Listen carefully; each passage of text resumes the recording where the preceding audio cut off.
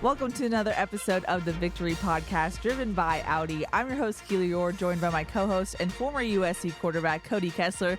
Cody, we are back on a Wednesday recording after Game 1, USC season opener. They defeated San Jose State 56-28. We both were there, Cody, and you found me at the start of the game, so we kind of had a live podcast reaction watching the game together. Then you went up to the half, so I'm excited to get your full thoughts, even though I got a little bit of them. Then we got to preview Nevada as well, but glad to have you back, Cody. Yeah, it was an exciting first game. We did the Trojan tailgate before the game. Keely was on as well. It was a lot of fun. A lot of great fan interaction on that show. I loved as well. it. Yeah, one of the best ones. I think the highest viewed or highest rated one they've ever had. Viewed, yeah. Which was awesome. But after that, I walked around a little bit. But then I remember I found you down in the end zone, and we were literally podcasting on the field. I know. I was like, who's in? Oh, there's Quinn Joyner's Lonnie playing. Noah started. Yeah, Lonnie Noah we were like, yeah, and we were doing all that, like a little pre-podcast like we do when we actually do our show. But yeah, it was awesome. Trojans got the first win of the year. San Jose State played well. It was a difficult opponent. They played a little better than I think some of us expected, but overall, great first test. Got to see a lot of younger guys play, which was awesome to see. I expect to see a little bit of that this week against Nevada as well. But overall, a win's a win. You know, some things to clean up, but that's what you expect the first game of the year, right? You're hitting each other all through camp, all through spring ball. Yeah. You really don't know what's going to happen when that first game, when the lights turn on, that first game starts. But overall, very happy on both sides of the football, special teams as well, and a lot of exciting things to talk about from that game. I know, I'm excited. So we got to talk about Game 1. We got to preview Nevada. We also have to announce the winners of tickets for the Nevada game. Now, if you didn't catch it last week, we had a giveaway for our emoji giveaway that we've had every week. It's now for game tickets. So we have 2 sets of 2 tickets to give away. So listen to the rest of the episode. You'll hear the winner, and then you'll hear an opportunity to get tickets for the Stanford game next week. So stay tuned for that. Before we jump into it, just a couple of reminders. Be sure to subscribe wherever you get your podcasts. It helps out the show. If you want to go above and beyond, you can leave a comment or a review. It helps the podcast algorithms, which helps us, so we appreciate it. And then if you ever want to get your voice heard, be sure to look at our socials, Victory Pod USC. We either put out a tweet asking for questions or a Instagram question box, and you can put your questions there or your comments. We see everything you say, but we love interacting with you guys, so thanks to everyone who contributes every week. It's fun to hear your voices. And then, like I mentioned, we got to announce the giveaway winner. If you were somehow in the emoji giveaways in the off season, we did announce last week that we have reset it. So if you were one of the lucky winners,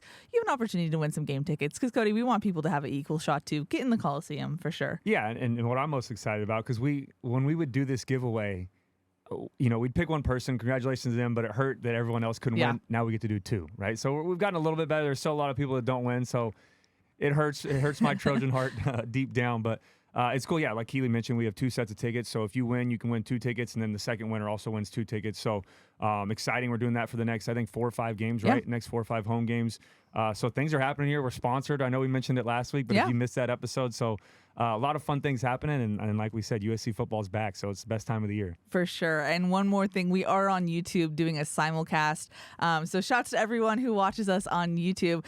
Like I said, each episode, Cody, since we've been doing video, we've been gaining a new audience of people who haven't heard of this podcast. So it's really fun to have some new people along for the ride. Really thankful to have you listening to us, interacting with us. It's super fun to see some new faces and names kind of interact with the show. But what was cool for me was, and I've heard you and Dion speak before, but now I saw you guys on video this time as well. Right. And so you guys got a little video. Obviously, Dion's out in Tennessee, so he's not here. Hopefully, he gets to come back to a game. I think you mentioned maybe coming to one of the games. Yes. And we get another Victory Pod reunion? Reunion like we did last year. But it was really cool to see you guys interact as well and talking about the post game and all of that and hearing Dion's thoughts.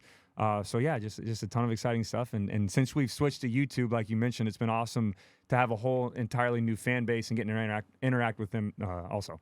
It's so funny because I've always seen Dion's funny, hilarious facial expressions. Did you guys normally do video chat? We would do Zoom. That's what it sounds. Okay, so just you guys so did a Zoom regardless. Just so he could know, if I had a point to make or whatever, that way we weren't in the dark there. But his facial expressions, I'm so happy people can see them because it's pure comedy. Yeah, Dion was one of, still to this day, one of my close friends, but one of my favorite teammates' friends when I was here playing. Just an awesome guy. Him and Autumn, both his wife and their family are amazing. So that was awesome to see Dion back on the show, and I'm sure Trojan fans love that as well. Yep. Alrighty, Cody, like we promised, thoughts on Game 1. Now, I've had a couple of days, obviously we all have, to marinate on the game, but we've also heard from head coach Lincoln Riley and defensive coordinator Alex Grinch on Tuesday. This is a new thing too. Alex Grinch will not be speaking after game. So Tuesday will be the first time we hear from Grinch and his evaluation of the game on Saturday. But the overall thing, Cody, and I'm curious your thoughts. My main bullet point or takeaway was that the coaches knew coming in that they were going to rotate a ton. They knew that they wanted game experience for a lot of guys. And it seemed like from what Lincoln said on Tuesday, he was like, no one remembers the Rice game from last year. And he basically suggested no one's going to remember this game against San Jose State. But what they will remember, if the younger players or the guys we might need later on down the road, if they need to be thrown into a game and are more experienced because they got game experience in the start of the season, that's what you will remember. So it felt like this was a long-term strategy, the way that they played so many people, and they were willing to sacrifice that. Maybe it didn't look as clean or as polished as maybe fans were expecting, but they were able to get so many people game experience and game tape to evaluate as well.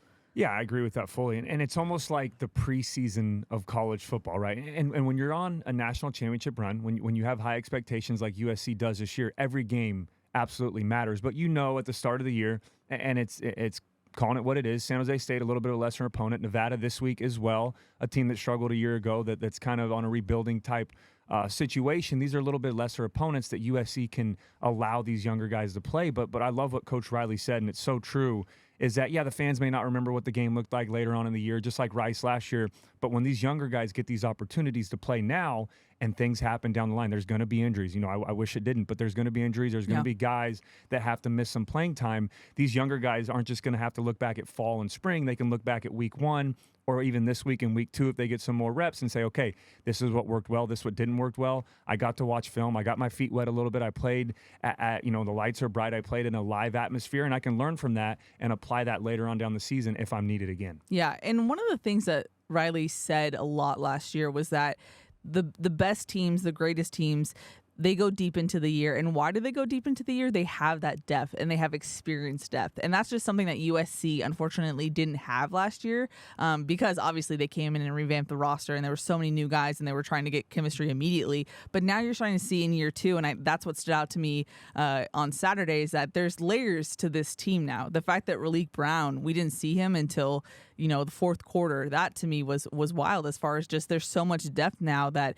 you are vying for that playing time and you are vying for getting everyone experience so you can go make a deep run later in the season. Yeah, absolutely. And you said it best, right? Last year, that's something that hurt us, right? When guys went down, when there was injuries happening, and especially at offensive line, Dedich having to move to center, guys moving to different spots they're not comfortable with. Mason Murphy. Now it feels like we're 1-2 deep at every spot. And now we can have those position battles. And I know the offensive line rotated a lot in that first game, but I think that's important now because you have to build that continuity. You have to try out these different, starting 5 up front to see what works best, right? And it almost seemed like every series there was new faces in there. There was. I would love to see the numbers on how many different combinations of guys were out there at the same time, not just up front, but overall. Yeah. And seeing Jacoby Lane early on, Mekhi Lemon, younger guys that, and Coach Riley may be using this knowing in the back of his mind, hey, I would like to redshirt some of these guys, but we have that 4-game leeway to give them an opportunity. But overall, the more reps you can get, the better. And I think your point is perfect on that. These teams that you see going deep into the season, winning national championships, it seems like the next guy up is always better than that guy, or they're very equal. It's 1A, close, 1B. And USC is starting to build that not only in recruiting, but with the transfer portal this offseason. And it's awesome to see, on the field now, the product of these guys that are maybe 2-3 deep that we didn't have a year ago. Now they're coming out and getting a chance to play. And it feels like a little bit, okay, SC's back a little bit. They've got some good talent, and they've got a great future ahead of them as well. Mm-hmm. Now, overall, I know you're a stats guy, Cody. Big numbers guy, big stats guy. What stats stood out to you from Saturday? Yeah, I like to just look at the stats, and we keep a tally of these throughout the year. So offensively, we'll start there. Points, 56 was awesome. Total yards, we got over the 500-yard mark at 501. Total passing yards was 341. Miller Moss and Malachi both got an opportunity to contribute. Quarterbacks. Contribute there. Total rushing yards, 160. Third down was a huge stat for me. I love that. 9 of 13, 69%. As an offense, you love to be anywhere above 50, 60% is awesome. That's a win there. Fourth down, 1 of 2, 50%. Obviously, Lincoln Riley's not afraid to go on fourth down, so that's cool to get some reps there. But individually, stats-wise, Caleb Williams, what we expected, 18 of 25, 72%, 278 yards through the air, 4 touchdowns. Didn't see him a whole lot on the ground. And it's just because, in my opinion, he wasn't needed a whole lot in the run game. We had multiple guys get carries, and that's why, After that, you have running back Austin Jones, 6 carries, 54 yards, averaged 9 yards a carry, which was awesome to see. He was running with a purpose. That first series, too, that huge run he had breaking down the right sideline was awesome. To see him kind of pick up where he left off last year after Travis Dye had an injury. He had 2 touchdowns as well on the ground. Marshawn Lloyd started a little bit slow. It seemed like he was kind of figuring out a little bit, but then once he started getting into the second half, he exploded a little bit. Saw that Marshawn Lloyd that you saw at South Carolina last year, some of those highlight tapes, and things that we saw in the spring. Yeah. Sorry, Cody, but Riley made a point about that on Tuesday. He said Marshawn Lloyd was doing too much in the first half. Okay. He said he was like a little bit had that first game jitters, and I think he made a point to him like, calm down, you don't have to do it all. And he said that's when you saw in the second half the Marshawn Lloyd we know. Yeah, and I love just pat myself. I love when because I didn't see that. I love when I see something on film and then Coach Riley reiterates it with an interview with Keely. Yeah, and then but the third running back that got significant time that was maybe surprising to some was running back Quentin Joyner. The freshman, the true freshman, had 5 carries, 34 yards, averaged 6.8 yards a carry. That was awesome to see. Yeah. And Darwin Barlow got in there as well. A couple other guys too. I think Amarion Peterson got a couple of plays at the end of the game as well. I think, if I'm not mistaken, he's 27, right? Yes. Yeah. So he did. Yeah, he absolutely did. So again, depth at the running back room. Who's going to be running back one? I still think it's going to be between Austin and Marshawn, but we've got other guys there that can play.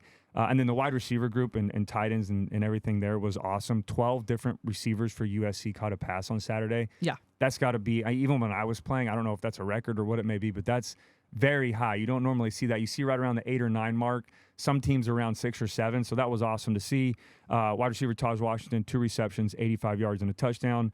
Zachariah Branch, who we'll get to in a minute, we both smiled immediately. I know Trojan fans are probably grinning ear to ear. We're like the coaches. Yeah. We previewed in the offseason that the coaches always smiled about Zachariah Branch when they were asked about him, and now that's us. But you hear all of that hype throughout the year, and you want it to match up on the field. In the spring game, we saw flashes of it, but you never know how someone's going to do when the lights are bright. Yep. When there's a little bit of that performance anxiety, you don't get to redo a rep, all of that stuff. But he had a great game, 4 receptions, 58 yards, 1 touchdown. Also had a kick return for a touchdown. Had a huge punt return as well. Didn't go the distance, but was a spark play and got the offense going. Deuce Robinson, another guy, 3 catches, 44 yards. Yeah. Dorian Singer, 4 for 41 and a touchdown. Lake McCree used him down the seam, used him a little bit more down the field, which was awesome to see, something we didn't see a whole lot of a year ago. 3 catches for 36 yards, and then Brennan Rice obviously had one that finished in the end zone as well. There's my stats. There's my number guy, or my numbers that I like to do. Well done. But yeah, overall, it was an awesome display of depth of an offense that we weren't worried about a year ago. Something that USC's excelled at, and they excelled very well with Lincoln Riley last year. But you never know when there's so many new faces.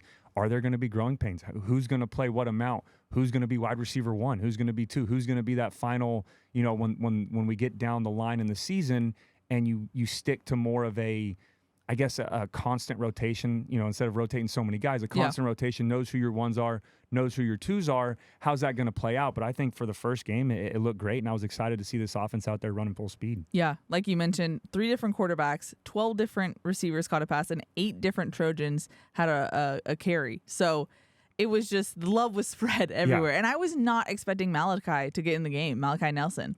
Yeah, he came in at the end of the game. Did he get a full series, or did he go in at the very end? Because I watched the tape up until the end. I saw his reps, but on when I watched the playback, unfortunately, I don't get the film like the coaches do. I would love to. I've tried to push for that a little bit here and there, but I have to watch the TV copy.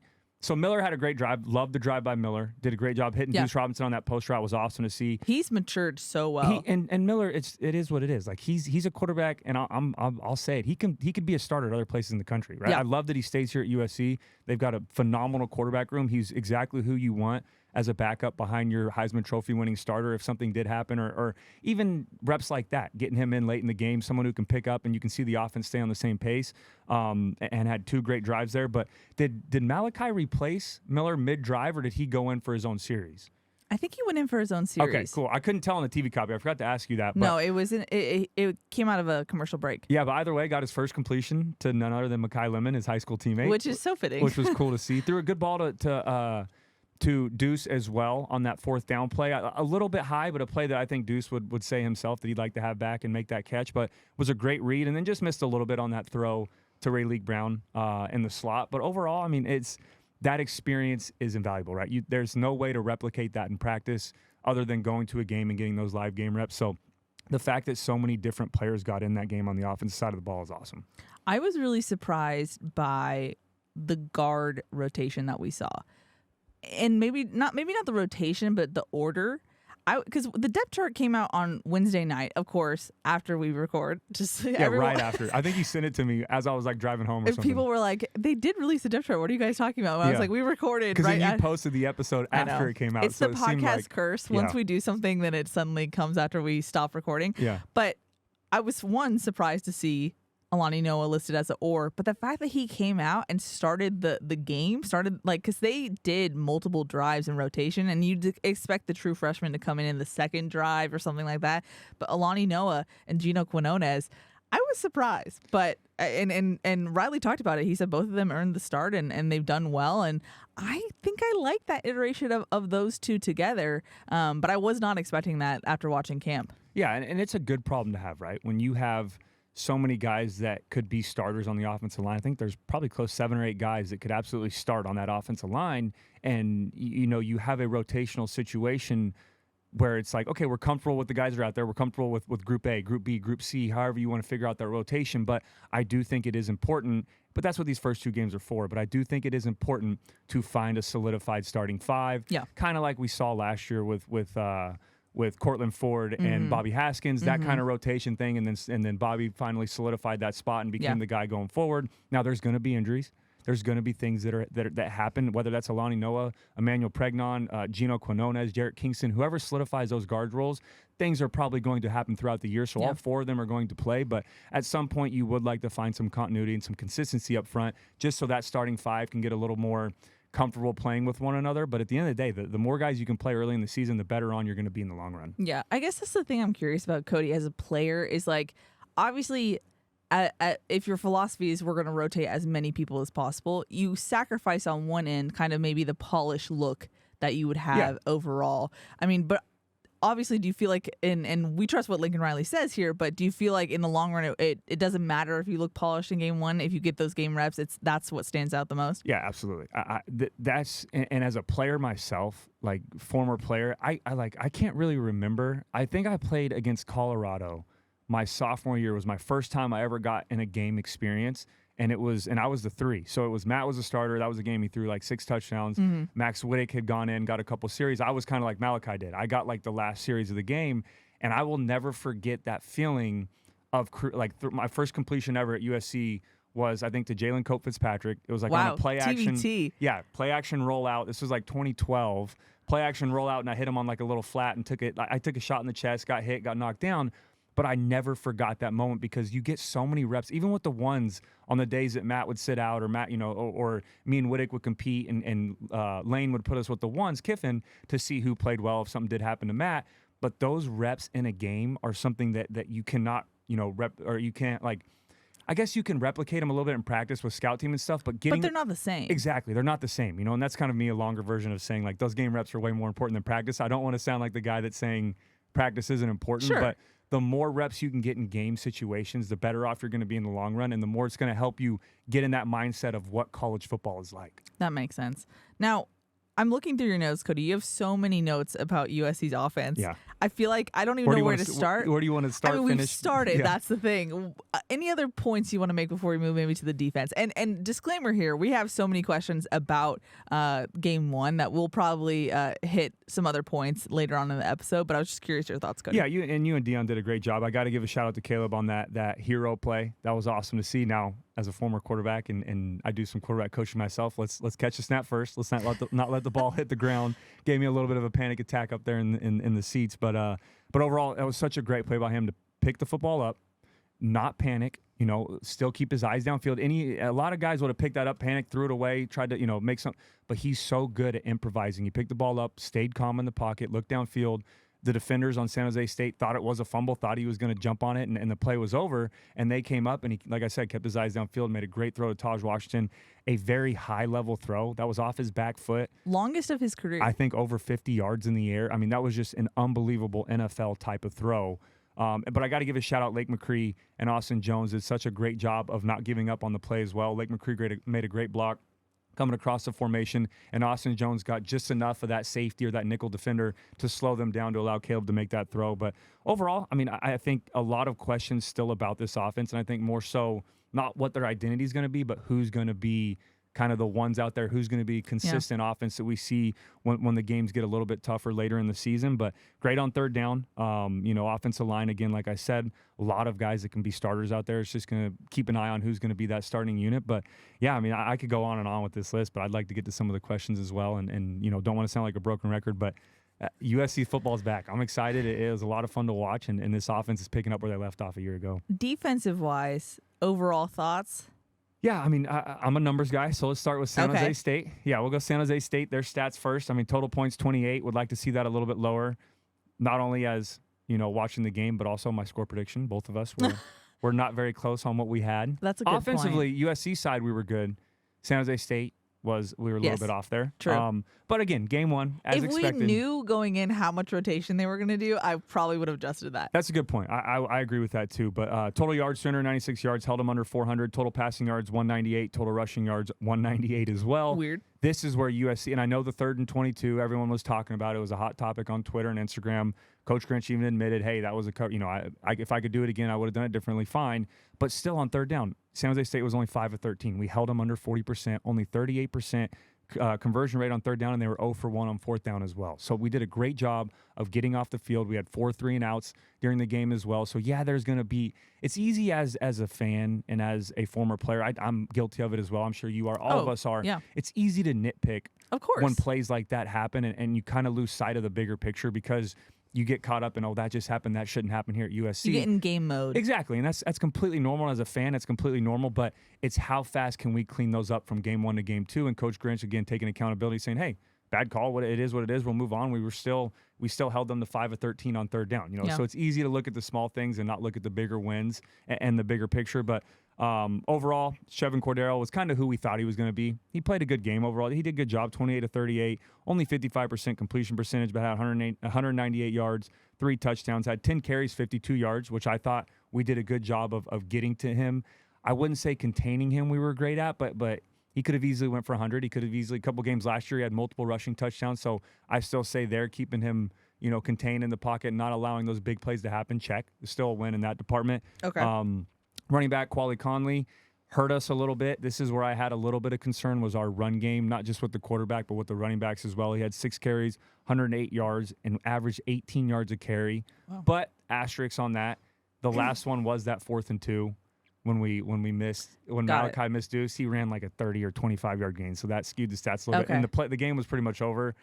Again, I don't know why they ran a play. They should have just taken a knee, kept everybody safe. Sure. But they ran a play, and I think he picked up 30, so that skewed it a little bit. But Kyrie Robinson, we did a great job of containing him. Only 9 carries, 28 yards. He was averaging over 5 yards a carry last year. We kept him to 3. He did have a touchdown on the ground, but overall, great job of containing their power back, who was Robinson. Nick Nash, their receiver, who hurt us a little bit in the secondary, 6 receptions, 89 yards, 3 touchdowns. And then Charles Ross, their other receiver, 5 receptions, 62 yards. So overall, I mean, there's no guy that jumps off. Obviously, Nick Nash is a guy, Conley a little bit. Cordero, under 200 yards passing. Yes, he had 3 touchdowns, but there's no really guy that you look at that think this guy was a problem all night, right? There was no issues on the defensive side of the ball where it felt like this guy just completely destroyed our defense. I thought overall we played a complete game. There's some things to clean up, but I was very happy with how this defense played, especially with how many young guys played and how the rotations were working out. Yeah, that's the thing. I try to read the tea leaves when it comes to what people like Lincoln Riley and Alex Grinch are saying. And it seems like, if I'm reading the tea leaves correctly, that obviously there were mistakes on Saturday, but they're correctable mistakes. But overall, the talent and the pieces that they have, they're so much more happy with what they have at their disposal, if you will, than maybe last year, if you will. So I just think it's interesting that they seem okay with the mistakes because they can see the ceiling is higher this year. Yeah, that's a great point. And I love the way that Coach Grinch and Coach Riley spoke about that, saying, and they were very upfront, right? The thing you love from a head coach and a defensive coordinator when things like that from a year ago had happened is being upfront, being transparent, being honest, right? We played a lot of guys this game. We look better physically, this year than we did a year ago. We're going to have some of those growing pains. Sure, that's fine. But that's our job as fans, right? To to pick and choose these little questions, have some concerns, have things from a year ago that absolutely need to be worked on. But going into this year, there are things that you want to see cleaned up right away at game one.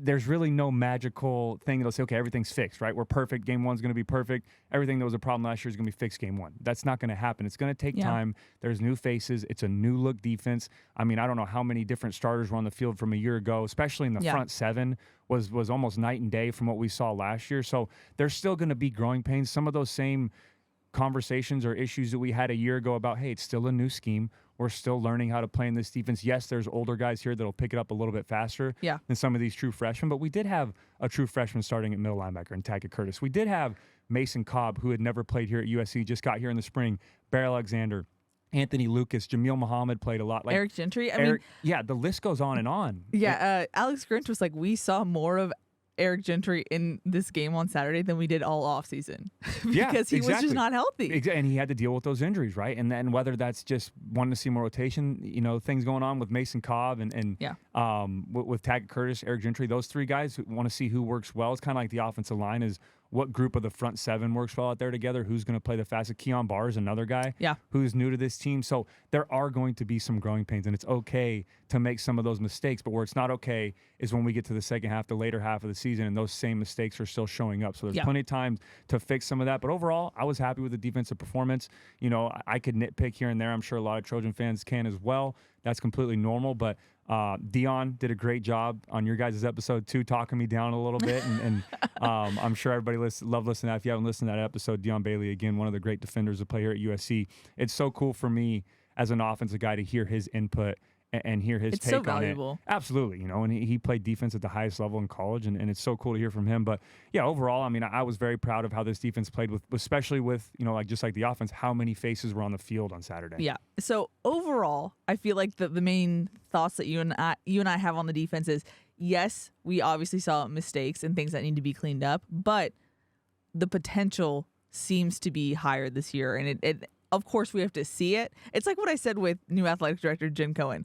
The right things are said, but we need to see it in the long run. That's kind of the same thing with defense. Like the right pieces are there. We just need to see it come into place later on in the season. Yeah, and be honest. I'll be honest. I'll talk about it. I mean, I think first and foremost, we still need to get a little bit better at tackling. I think that's an important part of this defense is tackling. We were very aggressive up front. I love seeing our defensive line being a lot more disruptive. They look a lot more physical. They're getting after the quarterback, but again, only one sack on the day. I would like to see a couple more there. Had a couple times where we had Robinson and Conley wrapped up in the backfield, and they broke a couple tackles and picked up a first down. So we've got to be better at tackling, getting after the quarterback. Coverage-wise, I thought it looked better.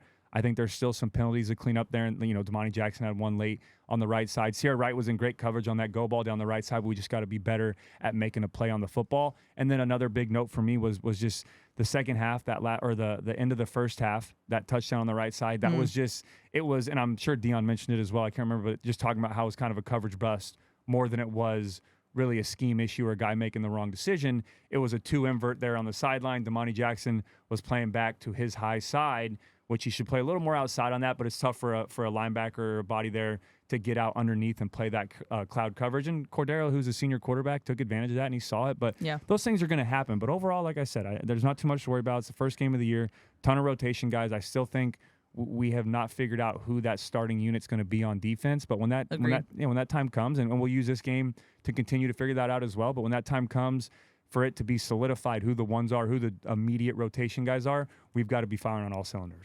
One last thing for me, I was so curious about the inside linebacker rotation and just how the coaches were approaching it, because it seemed to me like they want Tackett Curtis to be that guy next to Mason Cobb, but then it seemed like Alex Grinch was indicating that it was more injury and getting Eric Gentry and Shane Lee back to 100% that dictated what we saw on Saturday. But then part of me feels like they're still gunning for Tackett Curtis to be that guy next to Mason Cobb. It's like that weird, obviously you have that spark and some juice with Eric Gentry and more experience, but you also love what Tackett brings to the table as well. So I'm very curious to see how that plays out going forward. Yeah, absolutely. I think, and it's tough though to say because we can't watch the practices, right? And we just have to go off of what the coaches are saying, what his teammates are saying. But that's, who do you trust more than his head coach and his position coach and the guys that are playing around him? So absolutely, the sky's the limit for Tackett Curtis. Not only this year, but the career he can have at USC can be one of the best linebackers to ever play here and play the position. Now, those are big shoes to fill, right? Obviously, you got Brian Cushing, Keith, guys that played so well, Ray Malug. I mean, guys that were so good at that position. You got big shoes to fill, but the praise he's already getting is something I don't think we've seen in a long time as a freshman linebacker on this football team. So I don't know how that's going to shake out. Again, Eric Gentry did play well on Saturday. He came in there and created a spark, had that great tackle on Cordero on the 3rd and 17. And if he misses that, he's probably breaking another long run. Great play for him to read and react. Did a great job in coverage. Used his length, his size when we played some of that cover too, taking up the middle of the field. But yeah, I think it's going to be a constant battle, and that's, again, a position that we were so confused about going into this season. And Lincoln Riley said it last week, not this week, but the first episode on Trojans Live, is that's another position, linebacker room. How do you have such great talent there. How do you figure out that rotation and who stays on the field? But it'll all handle itself. It'll figure itself out, and guys are going to start to pull away a little bit. Some guys might play a little better. Some guys might struggle a little bit. But at the end of the day, it's a good problem to have that much depth at a linebacker position. Alrighty, Cody, any other final thoughts about USC's defense before we jump into Nevada? Just a couple more guys I want to give a shout out to that played well on Saturday. Jamil Muhammad played very well. He flies around after the football. He's a high motor guy. I love that play where Cordero was rolling out to the right, chased him down from the backside, made a huge hit on the quarterback. Wish you got there a little half second earlier. Would have got a sack, but was awesome to see him flying around. And that was cool. A side note about Jamil, that conversation you had with Dion about him here. I was the same way about hearing he was a quarterback formerly at Vanderbilt, which I messed up. Apologies. The comments said Vanderbilt. I know. I'm sorry. But again, awesome to see him flying around. Christian Roland Wallace had a huge pass breakup on 3rd down, played great in man-to-man coverage, so it was cool to see that. And then another guy that had some injury issues from a year ago that was awesome to see him make an impact on Saturday was Solomon Byrd. That was a huge play. Him and Barrett Alexander had a combined sack fumble on Cordero, didn't recover it, but huge explosive play. But yeah, overall, I mean, there's a lot of new faces out there, a lot of returning guys as well that played at a high level. I just can't wait to see them continue to progress going into week 2. You know, those were good points that you got there. Definitely pointing to the ceiling that we see with this USC defense, and curious what they will do going forward. Yeah. Before we jump into the Nevada preview, just want to give a special thank you to Audi. Performance is more exhilarating on a real road. Introducing the Audi Q5. Visit your SoCal Audi dealers, proud sponsors of the USC Trojans. And also, you can take your health to the next level with Symbiotica. Their premium, easy-to-take supplements fuel your body with key vitamins and minerals to help you reach peak performance both on and off the field. Elevate your health today by going to Symbiotica.com and use code FIGHTON for 15% off site-wide. And Cody, I heard that you want to do an ad read later on in the show. Is that correct? I always say that, and then you chicken out. And then I hear you read them, and it's a mouthful. It's harder. It's I need to practice in the mirror, really get. I'll give it a shot. So if you don't see it later on in the episode, no, it got edited out, and I will try it, and it went terribly wrong. But if it is in the episode, then I did a good job. Okay, so I'll try the next one later on. A cliffhanger for everyone listening. Alrighty, Cody, it's time to jump into the Nevada preview. What should Trojan fans know about the Wolfpack? Yeah, so last year, 2022, their record was 2-10. They actually won their first 2 games and then went on a 10-game losing streak. So a team that's going to be hungry this year. They want to obviously change kind of the narrative of their program. They went 0-8 in conference play in the Mountain West last year. This is actually the 6th time, though, that USC and Nevada are going to play each other. And if you remember from the offseason, you did have a fun fact. I did. About it. So you said wasn't fun, and now you're using. It is fun now. I didn't really know it, so I guess that's why I said it wasn't fun. But justice for Keely's fun fact. Yeah, so the last time that these two teams faced off was actually in 1929. And this is the 100th year of the Los Angeles Memorial Coliseum, which broke ground in 1921 and was built for Los Angeles veterans of World War I, and then was finished in May of 1923. So this is actually the centennial year of the Coliseum. So these two teams were playing during that time period when the Coliseum had opened up. Like I mentioned, the last game was in 1929. Yeah, so 100 years ago, Nevada was on USC's schedule, which is crazy, 1923. Since. Yeah, and now this is the first time they're going to play again. USC's 5-0 in those matchups. Again, I don't know if you've paid attention to USC football for over 100 years, but if you did, you would know that. No, in the 20s, I wasn't paying attention to football. Sorry about that. Yeah, but going into their coaching staff, head coach is Ken Wilson. This is his second season as a Nevada head coach. Like I mentioned, 2-10 record last year. Been coaching since 1986, though, so he has a lot of years under his belt. He was actually at Nevada from 1991 to 2012. Then he went to Washington State as a linebacker coach from 2013 to 2019. And then most recently, he was in Oregon as a linebacker coach and their co-defensive coordinator in 2021. So he does have experience in the Pac-12. defensive-minded coach, so I expect them. And you see that on film. We'll get into that, but a very aggressive defense. They play very physical, play very fast, love to bring their linebackers, do a great job in coverage as well. Going to the offensive side of the ball, their offensive coordinator is Derek Sage. This is also his second season as Nevada offensive coordinator, and some of you USC fans may recognize that name. He was the UCLA tight end coach and special teams coordinator from 2018 to 2021. So he also has some experience coaching in the Pac-12 and playing against USC. But before that, he was a wide receivers coach at Washington State. And then going to the defensive side of the ball, they actually have co-defensive coordinators. Interesting. Yeah, so the first one is Mike Bethea. This is his second season as Nevada's co-defensive coordinator. They all came in at the beginning with Coach Wilson.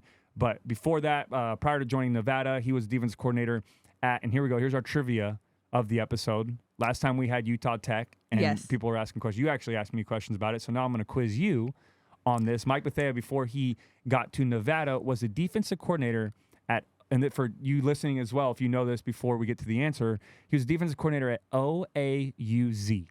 Okay, I did such a great job of not reading your notes before this, and I just accidentally looked at it. I'm sorry. Okay, well, I'm going to give everybody a second at home if they know this. Huge shout out to you because I had to do a lot of research last night on this university.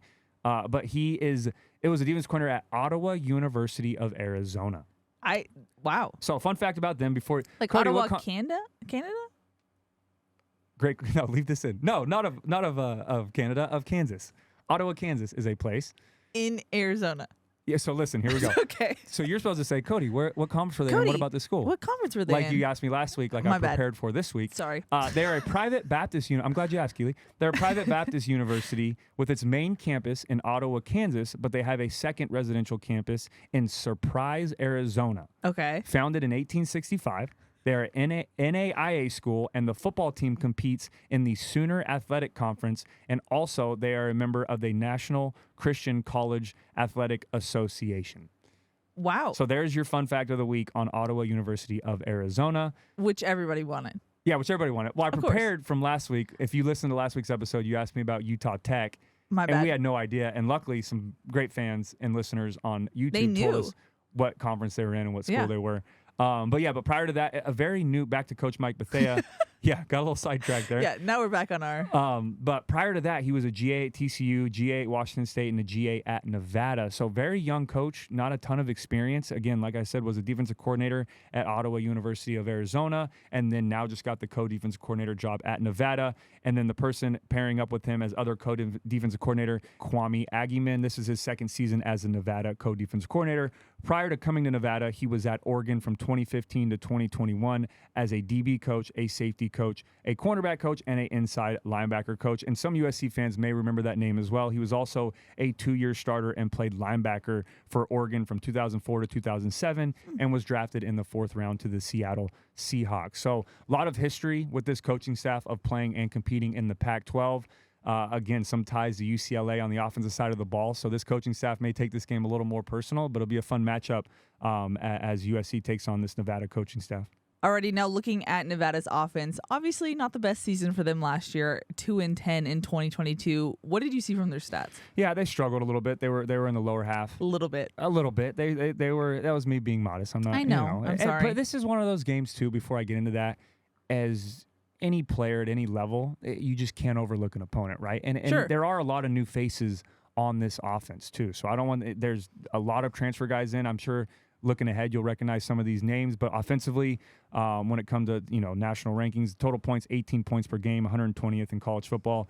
Total yards only at 304, 123rd in college football. Total passing yards was 185 a game at 114th, and then total rushing yards was 119, which was 105th in college football. And mind you, this is out of 131 teams that are in these rankings. Third down conversion, they were only 35%.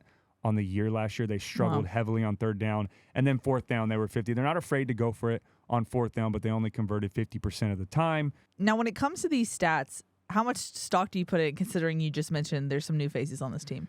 Yeah, and we'll get into that in a minute when I talk about the players, but it was tough for me watching film last year. I actually went and watched some Colorado tape because their quarterback is a transfer from Colorado. I went and watched some Oregon tape and some Cal tape for both their, Sean Dollars, their running back, and then they're also their running back. The dedication. Ashton Hayes and then tight end Kaleki Latu.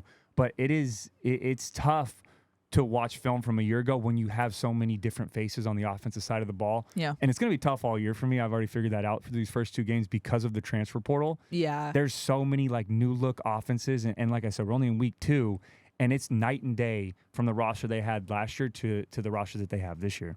Well, on that note, Cody, who should USC fans be looking for on Saturday? Yeah, we'll start with the quarterback, Brendan Lewis. Some Trojans fans may remember that name as well. He transferred from Colorado. He's 6'2", 215-pound sophomore. In 2022, he was only 15 of 24 for 92 yards. He actually ended up getting benched against TCU, and then pretty recently after that decided to enter the transfer portal, and then ended up committing to Nevada later on in the year, I think around December, January. But in 2021, as a freshman, he did start a good amount of games for Colorado. It was 149 for 257, so 58% completion percentage, 1,540 yards, 10 touchdowns, and only 3 interceptions. And then combined of 2021 and 2022, had 119 carries, 304 yards, and 3 touchdowns. Not a huge running quarterback. I wouldn't necessarily compare him to Cordero from a week ago, but he can hurt you with his feet, and he can make plays happen when the pocket breaks down. He can improvise and find guys down the field.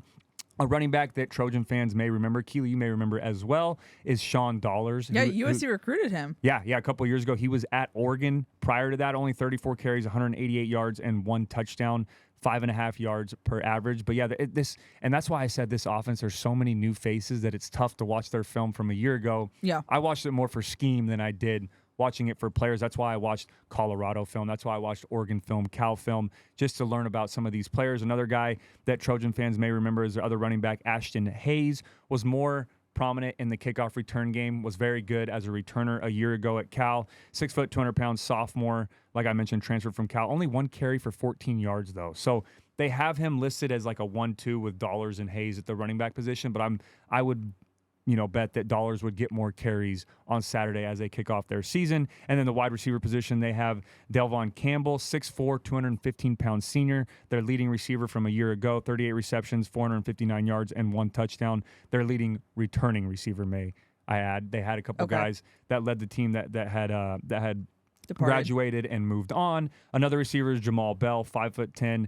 171-pound senior, 28 receptions, 279 yards last year. And then wide receiver Spencer Curtis, 5'11", 182 senior, 18 receptions, 245 yards, and 1 touchdown. And then another guy that, and we'll get to in a second, I don't want to give away red dot guys yet, but another guy that USC fans would like to pay attention to on Saturday is their tight end, Keely Eure, 6'7", 230-pound junior, and you may recognize the name. He transferred from Cal, played in all 22 games at Cal as a freshman and sophomore, had 18 receptions, 207 yards, and 1 touchdown last year for the Golden Bears. Now, out of the players you just mentioned, who would be the red dot guys? And maybe, Cody, since if someone's new to the show, how would you describe who a red dot guy is? Yeah, it's when you're on the opposing side of the ball. So USC's defense, who you want to put a red dot guy on. And we call it in film, the little clicker you have in film, and there's they have a dot, say, hey, let's pay attention to this guy. It's just, it's a type of guy, and I'll use NFL for reference, the TJ Watts of the world, the Aaron Donalds of the world, and then the offensive side of the ball, the Patrick Mahomes. So really it's their star players who can absolutely disrupt you in the game plan, who can hurt you on the other side of the ball, and guys that you want to pay attention to. But that would be for Nevada. Their quarterback, Brendan Lewis, is the first red dot guy that I have. Again, watching his film, and I watched his game as a freshman playing at Oregon when Oregon was number 7 in the country. He went in there and played very well. Really? Yeah, okay. He ended up throwing 3 touchdowns that game. Did a good job. He has a very strong arm. Did a good job of reading Oregon's defense. Now, obviously, Oregon won that game convincingly, but he played well. He has all the tools to be a successful quarterback. Now, while he fell off in 2022 and struggled a little bit and ended up getting benched, I'm not sure. It was a very small sample size. It seemed like they kind of gave up on him quickly. But he would be my first red dot guy. And then the second red dot guy, Trojan fans may understand why, from a year ago, is their tight end, Keely Eure. We struggled a little bit, and not just with Dalton Kincaid, not just with Michael Mayer at Notre Dame, but we struggled throughout the entire year last year at covering tight end. So I put a red dot on Keely Eure this year. He played well at Cal a year ago and as a freshman. So those are 2 guys that USC fans and this USC defense need to keep an eye on that we need to contain on Saturday. Is that an instance where you use Christian Roland Wallace's height or something in that sense? That's a great question. Yeah, and that's why I was kind of torn on that. Is last year we put Max Williams on tight ends, right? Max Williams is an amazing player, very versatile, but he struggled at only 5'8", playing against some of these 6'5" and above tight ends. It's just difficult because of the height advantage, because of the physicality that's required to cover some of these bigger body tight ends. Yeah. That's where Christian Wallace comes into play. Jalen Smith will be interesting. I don't know. Obviously, he's the nickel defender on this defense right now. Will they keep him on the tight end, or will they bring in Christian Wallace with his frame, 6'1", 6'2", a little bit bigger, over 200 pounds, to cover some of these bigger tight end bodies? I don't know. It'll be interesting to see, but I'm sure we're going to see a lot of rotation and see what works well against these bigger style of tight ends. Yeah, it'll be something definitely interesting to watch for there. Now, overall on Nevada's offense, what should we be looking for? What should we anticipate? Yeah, I watched their games last year against Colorado State. I watched a game against New Mexico State as well. But this is just a tough one because it's like I was saying, is there's a lot of new faces. So I don't know how much the scheme will change. But what they showed last year, they're a spread offense. Similar to Coach Riley's offense, they like to throw the football, but they're not afraid to run it. They do get in these 12 personnel settings. And when I say 12 personnel, I mean 1 running back, 2 tight ends. They don't just sit in a 3-by-1 the entire time and throw it 50 times a game. They love to use the run game. They love to use play action off of that run. Similar to San Jose State a week ago, they will use shifts and motions, try to create confusion. So another game this week where communication on the defensive side of the ball for USC is going to be key, especially with a lot of those young faces and young players out there right now. Again, like I mentioned, down in the red zone, they want to run the football. They want to get in these heavy personnels. They want to get in these power sets and run the ball. They'll still stay in gun, but they love to run the football down the red zone, and on 3rd and 4th, got to have it. And what I mean by that is 3rd and 1 to 3, 4th and 1 to 3. They like to get in these heavier sets and run the football. And I don't want to call them vanilla, but there's really not a lot of crazy looks that they will get into. The things where they try to confuse you is, like I said, with the motion, with the shifts. But it's a pretty standard spread offense. I will say a couple formations that could cause a little bit of problems or create some communication. They did get in a 2 tight set where they had both tight ends on the ball and then wide receivers to the left and right of the tight ends in a condensed formation. They also like to stack the slot receiver. So what I mean by that is you'll have a receiver out wide at Z, a receiver out wide at X, and then they'll go 3-by-1, and at the slot they'll have your F and your Y kind of stacked on top of each other. Try to get you on the man-to-man teams that go in and out. They run crossers and mixes off of that. A big crosser football team as well, like we saw San Jose State do a week ago.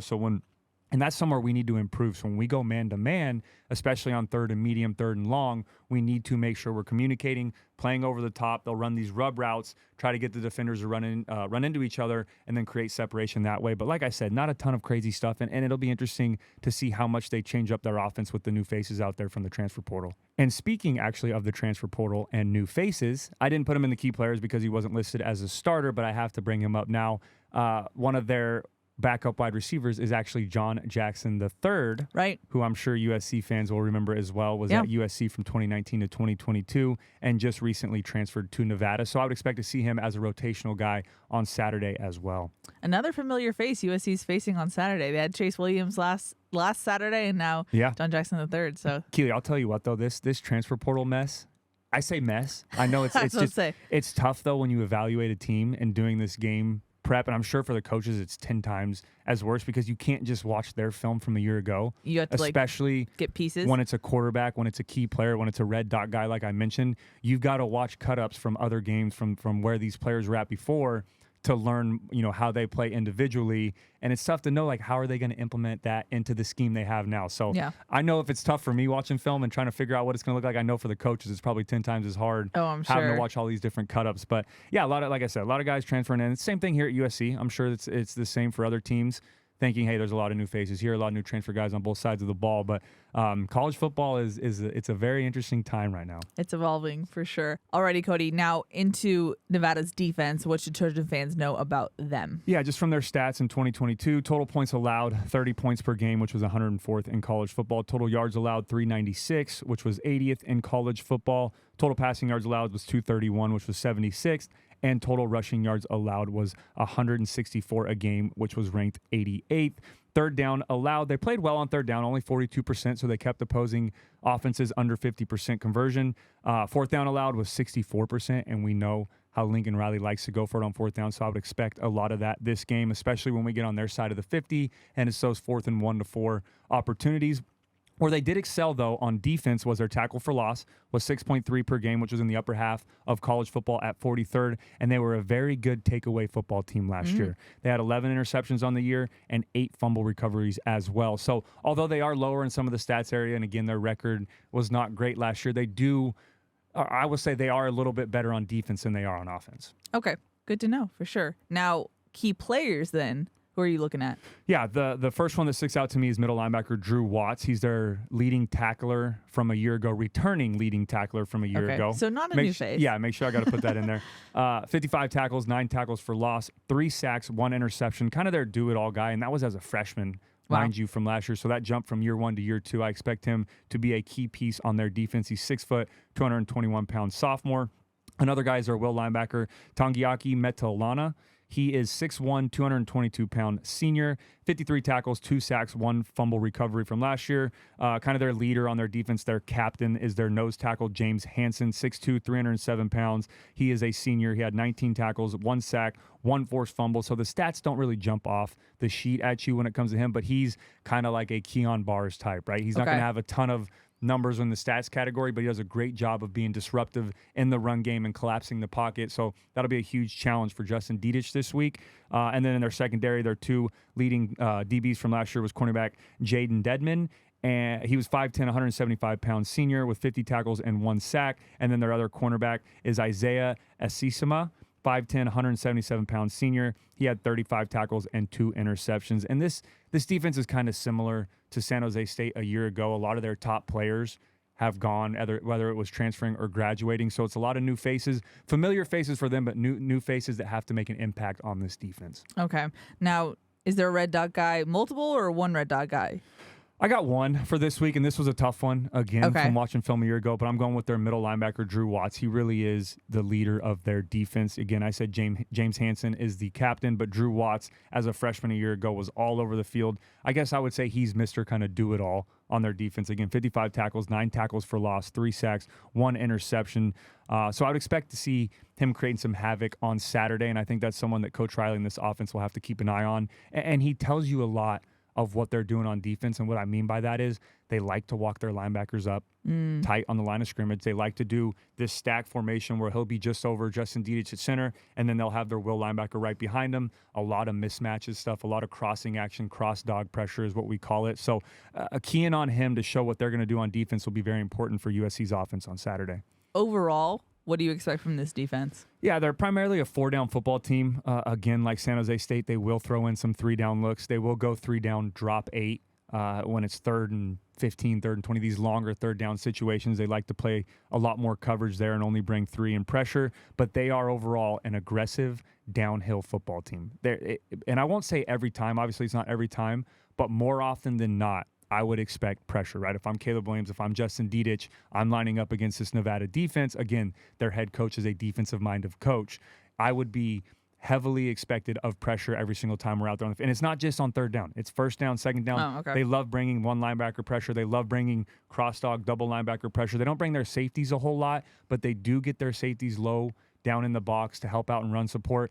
And again, I don't know if they'll do it against USC, but they trusted their defensive backs to play man-to-man. They like to play man-to-man coverage. Now, they do a good job of mixing up coverage, but they're not afraid to bring 6 or 7 guys and play man-to-man in the back end. So everyone's, in my opinion, with the athletes that USC has, everybody's game plan changes. Sure. When you play the Trojans, with how explosive we are on the offensive side of the football. But as a head coach or as their head coach who's a defensive-minded coach, I don't know if they're going to change. It almost seems like last year when they were playing is, hey, this is what we do, and if you're going to beat us, you're going to beat us. We're going to make you earn it. Okay. We're not going to change up our philosophy depending on who we're playing. Now, this seems like a good test for USC's offensive line, whatever the rotation is, because they'll have to communicate if there's so much pressure coming up. Yeah, absolutely. And like I said, they do a great job. And just it's tough for me because I wish I had a clicker to show the film just because I try to talk through it. Yeah. And maybe I talk a little much trying to explain it.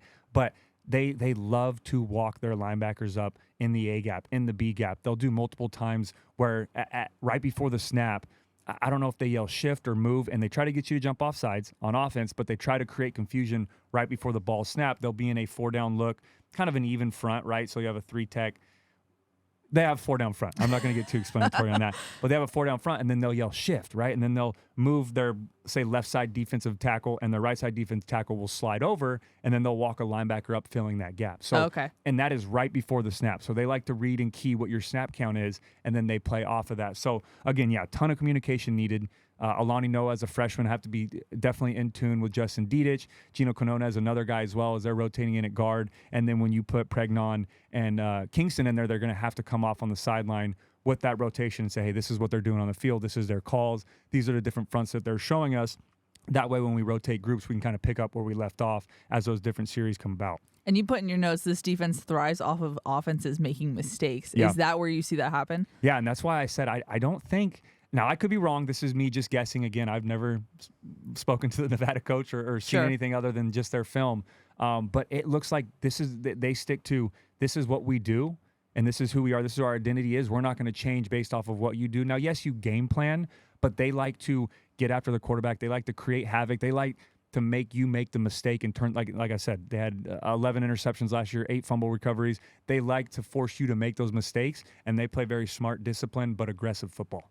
Interesting. Okay. Any final thoughts, Cody, about the defense before we wrap it up? No, you can tell. This is where I get, when I start talking football, I know. I feel like I'm talking to a room of defenders getting ready to go play a game Saturday. So I have a lot of fun. Cody. I love doing this stuff. Me up. But yeah, no, other than that, as USC going, as an offense for USC, yes, like I said, you're going to game plan, but just stick to what we do well, right? If we get those one-on-one matchups, I know Caleb Williams is so good at taking advantage of those and picking and sticking with a guy he knows is going to win, giving his guys opportunities. And then if it breaks down and the pocket collapses, he does a great job of getting outside of that and making things happen with his feet. So I don't think offensively we're going to have to change too much. Just play within our system and play or keep playing and doing what we do well. But overall, it's going to be interesting to see USC go against a more aggressive defense that's not afraid to bring some pressure and get after you. Well, that leads us into our next segment, Cody, the USC Pharmacy Prescription to Win. We got to get into the keys to the game for USC. First up, clean up mistakes before conference play starts next week. Yeah, there's a lot of things that we did well a week ago, but there's also some areas that we need to improve on both sides of the football. But the most important part of that is you go an entire spring, you go an entire summer, you go a fall camp of playing against each other, but now we have film against another opponent, and we had so many new faces play last week that they can use some self-scout and really understand, okay, this is what I did well in practice. How does that transition to the game, and how do I build off of that from week 1 to week 2 in the areas that I need to improve on as we get ready to take on Stanford next week and start conference play. Now, key number 2, make the most of your opportunities. And this obviously goes to what we talked about at the top of the show. So much rotation happened on Saturday, and we expect that to happen this upcoming Saturday. So if you're one of those guys who is part of a position battle that's still kind of getting settled out, you got to make the most of your opportunity. Yeah, and it sounds so simple, right? Like make the most of your opportunities, but it's so important now while this coaching staff is evaluating not only these younger guys, but some of these new transfer guys, because they have that leisure of playing 4 games without having to redshirt, of rotating these guys. And I guess it's kind of like a preseason situation, right? Playing San Jose State, then playing Nevada before we get into the bulk of the schedule with Stanford. Then we have a bye, and then that 9-game stretch is going to be very important for the postseason for this USC football team. So it's so important right now for these younger guys to make the most of those opportunities, and you want it to be like a situation of you get in there in these game situations, and it makes it tough for these coaching staff to pull you out, right? You want to make an impact while you're in there so that these coaches know later down the line, even if you're a young guy, even if you're a freshman, but when the lights are bright and we're playing a top 10 opponent and we're playing on the road, that they can look back on this earlier film and know, hey, he took advantage of these opportunities. We have no questions about him. We know he's going to go out there and play well when we play these tougher opponents. Third and final key to the game, finish the play on defense. And I'm curious your thoughts about this one, Cody. Yeah, I mean, we mentioned it before, a new look front 7 for this USC defense, a lot of new faces on the defensive line, and we did such a great job of being disruptive. Mason Cobb is a very physical football player, Bear Alexander, Keon Bars, Jamil Muhammad, Anthony Lucas, the list goes on and on. These guys did a great job of being so physical and getting after the quarterback and collapsing the pocket. I just want to see some more sacks this week, right? We only had 1 sack a week ago with Solomon Byrd and Bear Alexander having a half sack each and causing a forced fumble, but I just want to see us get home, I guess is a better way of putting it, of, hey, doing a great job of continuing getting after the quarterback, but let's get him to the ground and possibly create some turnovers with him having to force some throws or getting some sack fumbles. Alrighty, it's time to jump into questions, but before we do, we have some special thanks. And Cody, you bragged about taking some acting classes last week, so I'm just going to pass the baton to you. Take it away. I know. I kind of set myself up for failure a little bit, but here goes nothing. This is my first ad read. Ever. Not ever. I did it before, but this is the first one on the podcast. Go for it. Bear with me. What if there was a portal to the future? Enter the fully electric Audi Q4 e-tron with an advanced touch screen infotainment system. The future awaits. And the next one is, at Ralph's, everyone wins when it comes to saving big. Because when you order online through the Ralph's app, you get the same great prices, deals, and rewards on pickup or delivery that you do in store. So no matter how you shop, you always save big at Ralph's. Ralph's, fresh for everyone, fight on. Well done. Was that good? You did a great job. Okay. We'll see. Well, I'll know if you're telling the truth if you keep it in and you don't go re-record another one of it later on, and then I see it. Just like a hard cut of me being like, it's now time. That was pretty good, though, from our first read. I'm proud of you. Cool. But, shout out Audi, shout out Ralph's. Yeah, exactly. Well done. Now, like I said, it's time for some questions. First up is from Rama, who said, what improvements can be done for the offensive line so Caleb has more time to throw? I feel like he had a lot of time in certain points on Saturday. Yeah, and a big part of that is Caleb being Houdini, like they called him last year, being elusive, creating time in the pocket. But I do agree with that. I do think there were some busts on the offensive line with some pressure on Caleb that maybe we didn't see a whole lot of last year. But I think that's just going to come with getting comfortable with the rotation, right? And we've talked about it earlier on this show, understanding that there are some new faces on the offensive line. We have a completely new center. Justin Dedich only played center one game last year against Tulane in the bowl game. Now he's a center this year. So it's going to take time, and some guys are in some new space or new places that they haven't played before. Yeah. But I think the answer to that, the short answer, is just time, right? Getting consistent, creating that continuity, allowing guys to play in these different lineups, and the coaching staff to mismatch up front and understand what works well and who plays well together. Trojan Miller said, do we see 2 tight end touchdowns Saturday? I think yes, one from McCree and one from Jude Wolfe.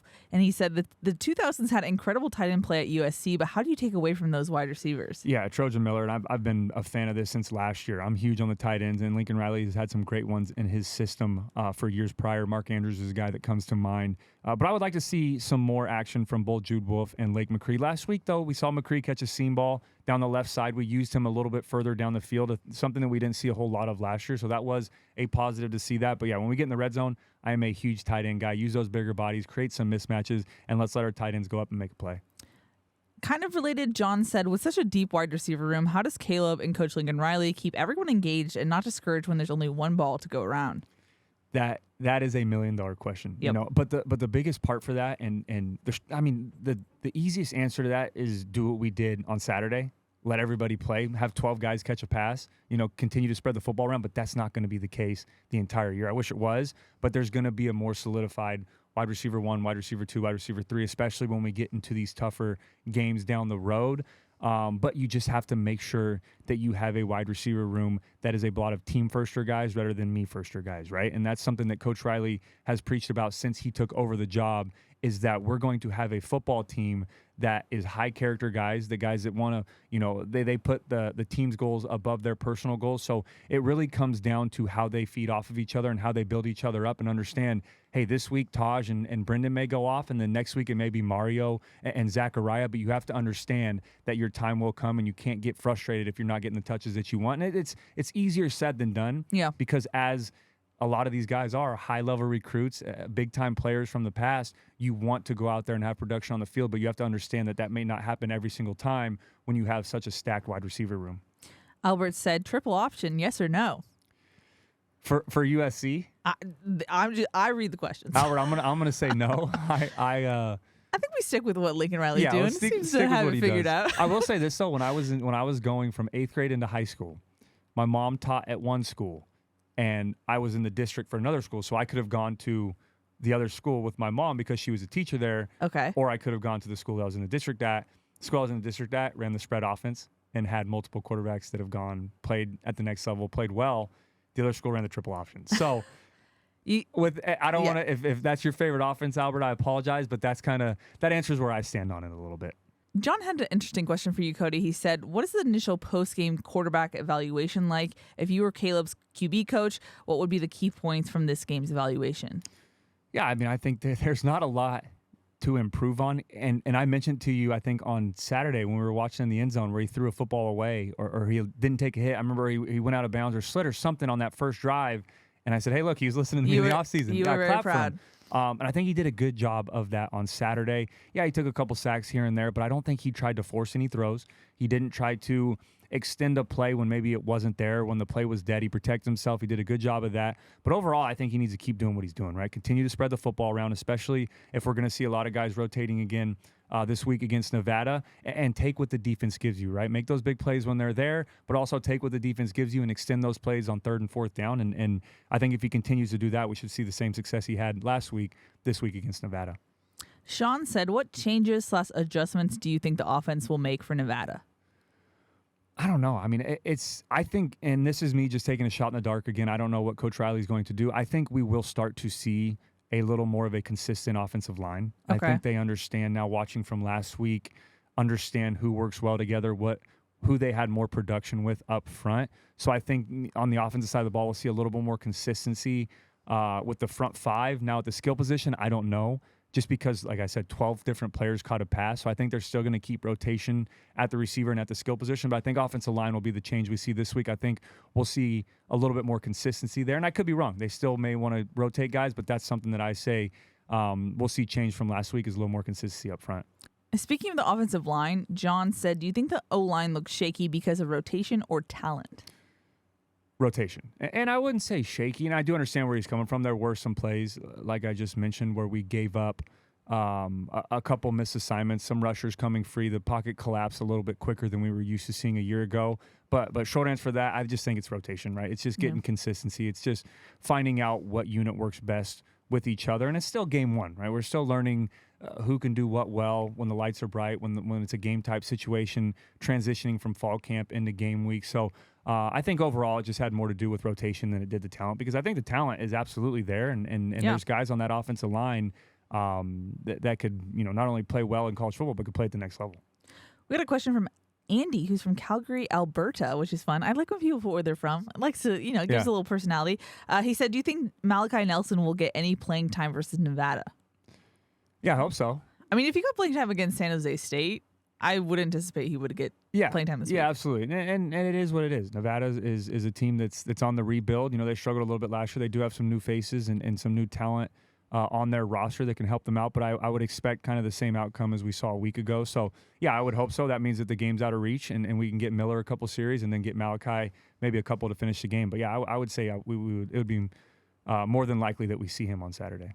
Now, we haven't fact-checked this question, but Eddie said the offense only used 7 plays last week. Do you see them opening it up more this week? I think it'll change. I don't think we'll see. If it was 7 plays, it won't be the same 7 plays that we saw last week, because you do have to game plan against your opponent. Yeah, you can do what you do well and stick to that and stick to what your DNA is. And Coach Riley does a good job of that, but you also add in little things and little wrinkles to those play calls based off of what your opponent is doing well. But I wouldn't see the playbook opened up too much. I think it'll still be pretty simple. Again, I don't know if it was exactly 7, but I wouldn't expect to see a game plan that we would see against maybe an Oregon or a Notre Dame or UCLA. I would expect it to still be pretty vanilla and still, let some guys rotate in. And that's a big part of it, is it doesn't want to be too confusing while you're playing a lot of new faces and a lot of new freshmen out there. But, yeah, I would still see it being pretty simple this week. Sacramento Pete wanted to know, how would you describe USC's defensive scheme, and how can we tell it works besides the scoreboard?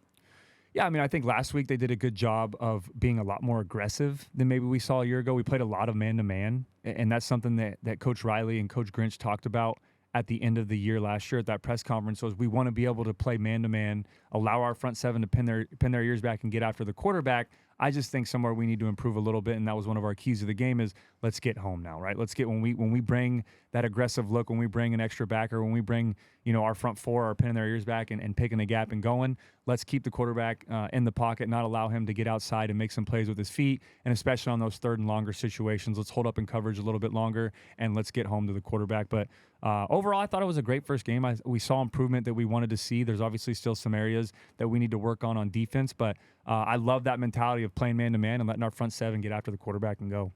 Related, Brian said, Cody, are you concerned about the defense's mistakes? They seem to be repeating the same mistakes as last year. Yeah, I mean, the areas that and just being honest, that concern me a little bit was I'd like to see a little bit better tackling. a little bit better of containing the pocket, like we just mentioned, but absolutely improved from a year ago. But you have to understand, and I'm fully on board with Coach Grinch and Coach Riley, there were a lot of rotational guys in there. There were a lot of guys that we may not see later on in the season or when that, kind of first and second unit gets more solidified. So you have to expect those mistakes, especially the first game of the year. So I'm not too concerned. I'm not. My radar's not up. I'm not worried at all. I expect to see a better product against Nevada. And I don't mean better as last week was bad. It just is going to continue to improve as the season goes on. But overall, I was very, very proud of how our defense played. And I just, there's still some things they can clean up, but I expect that to get done going from game 1 to game 2. SC Pluto said, where was Sam Green? After all the noise he made during spring/fall camp, I don't remember seeing 44. I don't either. Again, I watched the cut-up tape. I don't remember seeing Sam out there. Was he? I feel like he was the guy we didn't hear much about in fall camp, though. Yeah. I don't know. Correct me if I'm wrong, but I feel like he was the guy who kind of, was in that still learning category. Yeah, and he had. I remember his name brought up a couple times, and he was mentioned. But I mean, it's tough. It's kind of like the wide receiver room, right? With all these new transfers, It is tough. And you have Romello Height back healthy. You have Solomon Byrd playing well again. Elijah Hughes. Well. Yeah, Elijah Hughes played well. Again, Anthony Lucas, Jameel Muhammad made a little bit of a name for himself on Saturday as well, and then the interior with Bear Alexander, Jack Sullivan, and Keon Bars. It's tough, and it's easy to get lost in that unit when you have so many players that are playing at a high level. But it'll be interesting to see. Hopefully, we'll get to see a little bit more of him, and he can make more of an impact this Saturday. Next one is from Curtis from Moreno Valley. He said, glad the defense forced many 3-and-outs. When our defensive line shifts to the left, they run to the wide open right, stop the stunts, and contain the running quarterbacks. We will face many more this season. So not necessarily a question, Cody, but take it away. Yeah, and I like the positive at the beginning, forced many 3-and-outs. But then I do understand what you're saying, and we've talked all offseason about the type of athletes that we have now on the front seven, and the transfer guys that we've gotten. We've talked about it this episode, and we've heard about it all fall camp. I do understand, though, with kind of the first 2 games, even the first game specifically, of trying things out that maybe you may not use later on in the season. But, hey, let's try a couple different looks out. Let's overload a side. Let's go 3 down. Let's go 5 down front. Let's do different things now and see what works well and what doesn't. And the things that don't work well, we're going to, take out of the game plan, and we won't use them again. But I get what he's saying. We did that on 3rd down especially. On some of those 3rd and longer, we would overload the defensive line to one side, walk linebackers up in the other gap, get out of there, try to confuse San Jose State a little bit, and it seems like it caught us off guard a couple times or they took advantage of that. But I think that's just as simple as, hey, we're trying things out now and seeing what works well, so later on in the season when we play a little bit tougher opponent, we know what we don't do well and we know what we do well, and let's keep the positives in the game plan. Kind of on the same page, Sam said, why does Alex Grinch stick with nickel in nearly every circumstance, even here on 3rd and 1? And he included a play on the tweet. San Jose State comes out in 12 personnel, and he sticks with nickel. So he was curious about that one, too. Yeah, I mean, that's a great question. I think first and foremost, it speaks to probably the trust they have in Jalen Smith in the run game. They may think, hey, even though they're in 12 personnel, we trust Jalen covering a tight end, or we know he can be physical in the run game. But Sam, that's a great question. You would expect in 12 personnel to see a base defense out there, especially on 3rd and 1. So again, it could be just going back to let's see how Jalen Smith does in the run game. Let's use this nickel personnel. It could have been maybe we missed a call, or maybe that they rotated quickly and we didn't see it and we didn't pick it up. Whatever it may be. But I don't expect that from Coach Grinch and Coach Riley. Obviously, I think they saw the call, and I would just lean more to let's see how Jalen Smith does in the run game or down in the future. If we get 12 personnel on 3rd and short, can we stay in nickel defense, or next time we see it, do we need to switch to a base defense? Which, after seeing them convert on that 3rd down, I would expect to maybe see a little more base as we play a team like we mentioned in Nevada who likes to get in 12 personnel and run the football. Eric had a similar question. He said, Cody, do you think we'd be better off at this point running a simple base defense? No, I mean, it's a great question. I just think that right now, I mean, we could do that against San Jose State, against Nevada, maybe run 3 or 4 different looks on defense and stick to that all game and keep it simple.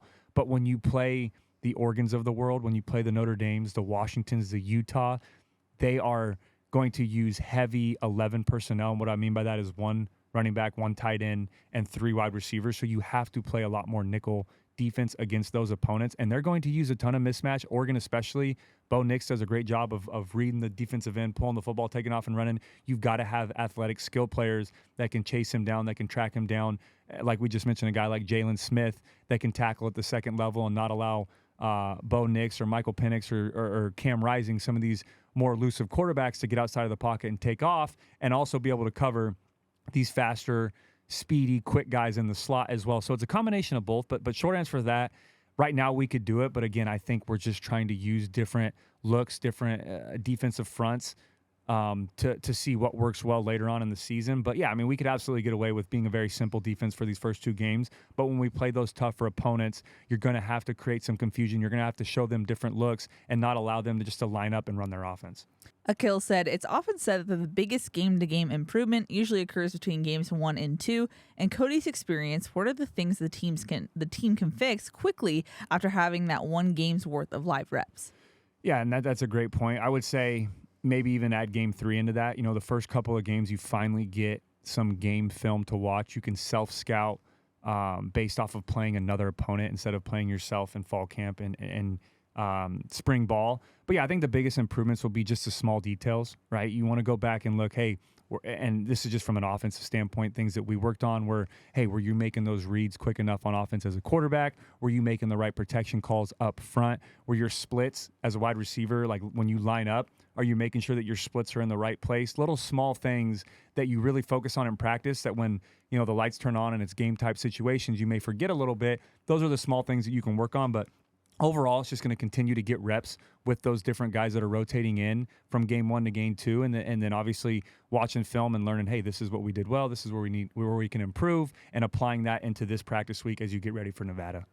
Sacramento Pete said, how do we watch the Trojan Tailgate Show?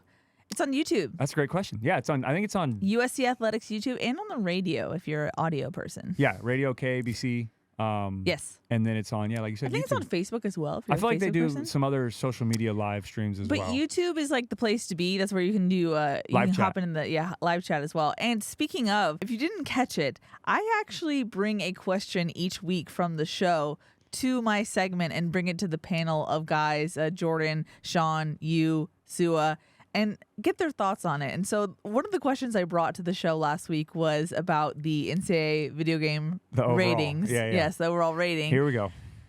And Jorge wanted to know, can Cody explain the 99 he proclaimed for himself? I'm guessing Sua and Sean Cody are interested as well. So Cody, can you give the context to this? Yeah, so, and if you listen to the show, you're very humble, so I was surprised very that you humble. went 99. And you have to pull like stats about myself. But you were in a live environment and you were like 99. Yeah, well, I didn't. So a little backstory on that. I've never really played the NCAA game. I didn't play Madden a whole lot as a kid, so I just assumed in the moment, if you're the starting quarterback on a team, a good team, I just went with 99, right? Not thinking anything of it.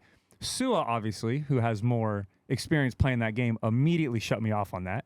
Didn't allow that 99 rating to go. Rightfully so. But I will say this. I was trying to look up the stats for that. I saw an article from Bleacher Report. Now, I don't know. They used to update the game. You know how the game went away for a while?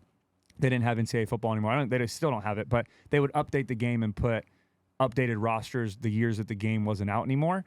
And Bleacher Report had me at a 94 rating. Okay. So I don't know how accurate that actually is, but I'm taking that. So I'll take 94. Sure. I had the confidence of 99, apparently. You did. But yeah, Sua did not let me live that down.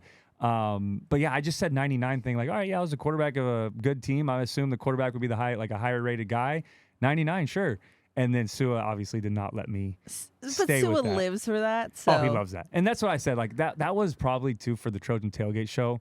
One of my favorite segments we've ever done since I've been on the show. It's just, I love talking X's and O's. I love letting Trojan fans know what to expect for the game day. But when we get to kind of have a round table with the personalities myself, come out. Sua Cravens, Sean Cody, Jordan as well, kind of facilitating that whole thing was a lot of fun. But yeah, so changing my answer, I'm going to what the article had me. I'll say 94. Okay. But yeah, I will say though, Sua posted on Instagram.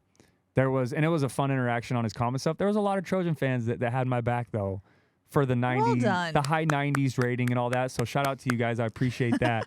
But yeah, that was just in the moment. I was like, yeah, I'm 99, I guess I'm going to be confident. And Sua, who has experience with the game, knew, no. We got a question from Lobo who said, do you ever go off script from the game plan and use plays not practiced in the week? Yeah. Fun story. I'll tell you real quick and I think I've told it before, the Stanford game. So that 4th down and 2 play to Marquise Lee, the one I'm sure, I mean, if you've been a Trojan fan for a while, this is back in 2013 when we played Stanford at the Coliseum. They were like number 4 in the country, college game day, sold out Coliseum, one of my favorite games, probably my favorite game ever as a Trojan. We had ran that play about 3 or 4 times throughout the game where Marquise would motion across, confirm if it's man or zone, and the nickel defender would go with him, and then he would break out. We ran it 3 times, break out. That 4th and 2 play, which is crazy because it's the biggest play of the entire game. That was not necessarily a draw in the sand, but that was changing that play call to, hey, this time Marquise Lee is going to motion across. Instead of running the 5-yard out, now he's going to sell the out, put his right foot in the ground, and he's going to run a slant. And sure enough, that defender played outside, saw the same look 3 times, and that gave us just enough window to throw that slant. So, yeah, there's absolutely adjustments you make in game. That one was literally on the spot, too. But more so, you will see those adjustments made at halftime. Like, hey, this was in the game plan. It's not working well. Let's change a little thing here and there and use that for the second half when you have some time to talk about it. But that was in the moment. Clay Helton called us over and said, hey, we ran the out 4 or 5 times now. Now we're running a slant. They won't expect it. And sure enough, it worked. Look at that. Yeah. That's a true story. That was a 4th and 2 play basically drawn in the sand. Like, hey, we're gonna change this up right before that. And we called a timeout. And Ed Ogeron was like, do you guys want to go for it? And he looked me in the eye and asked me. I said, Coach, let's go. Like we're all the cards are on all the chips are on the table. Let's go for it. We've got nothing to lose. We took it this far. Let's go ahead and do it. And then Coach Helton was the OC at the time, and he said, hey, we're going to run that same motion look. This time we're running a slant instead of an out. And Marquise Lee was hobbling off the field, had the knee injury and everything. Yeah. And we were concerned, can he plant off that leg and run the slant route and catch it? And sure enough, he was like, Coach, I got one more in me. And that gives me the chills. It was such a cool moment. But, yeah, that 4th and 2 conversion against Stanford was a play that was not in the game plan. That was such a movie thing, like Marquise comes off the bench, one more play in him, like like you see the movie. You got one, Coach, I got one more. One more. Yeah. But no, that was an exact example. That's a great question. But yeah, that absolutely happens as you go against a team, especially when they game plan differently than what you've seen on film. You don't know what to expect or how they're going to play you, especially with a team that you don't play year in and year out in the conference play. So like San Jose State, like Nevada, a team that you don't play a whole lot, you don't know exactly what they're going to do. Mr. Gian said, 100 years of USC playing in the greatest stadium in the world, top 3 or 5 moments in the Coliseum. It can be USC football or non-football related moments also. Fight on, everybody. Fight on. I'm going to go, this is me personally, and outside of outside of Trojan football, I apologize. I don't know a whole lot of there, so I don't want to misspeak on that. But first one for me would be the Reggie Bush versus Fresno State game. Oh my gosh. The 500 all-purpose yards, the behind the back, like cut back. Yeah. That was my first game I ever saw in the Coliseum. What a game to see in the Coliseum. Which was awesome, which was unbelievable. I actually had a Reggie Bush jersey on too that game. Aww. So that would be probably 1 for me. 2, I don't know. That's tough. I mean, there's so many great games. And I feel terrible because I know I'm going to leave some out, and that's just me exposing myself for being a little bit younger and not knowing the full history. No, there's going to be, point. from my time that I remember I want people to chime in, too. Yeah, please do. I'm curious what the fans have to say as I'll well. say one game that I watched on TV was Ohio State, USC, when Mark Sanchez was a quarterback. I think we were 1 and Ohio State was 5. Huge, again, college game day. Game SC ended up, I think, blowing out Ohio State that game. Played well. That was Mark Sanchez starting quarterback. And then the third one for me is, and this is where Humble comes in because I'm not using any of mine, was the 50-0. I was on the team, but Matt Barkley was a starter. The 50-0 to UCLA, that has to be a top 3 as well. Yeah. Beating them at the Coliseum 50-0 against your rivals. So, again, I apologize. I know that's probably there's some way better ones further in the past, but those are the 3 that I remember from either being a part of the team or watching myself. I'm going to add on to you being humble, the Stanford game. Yeah. That was unreal. Just the atmosphere was amazing. I get the chills when I talk about it. It's so crazy, like, when you play in a game and then you kind of relive it the best you can, like talking about it a little bit or watching the film back. But when the fans rush the stadium, I don't know, and someone could correct me, I never saw that before, the fans rushing the stadium at the Coliseum. I'm sure it's happened before, I just don't remember.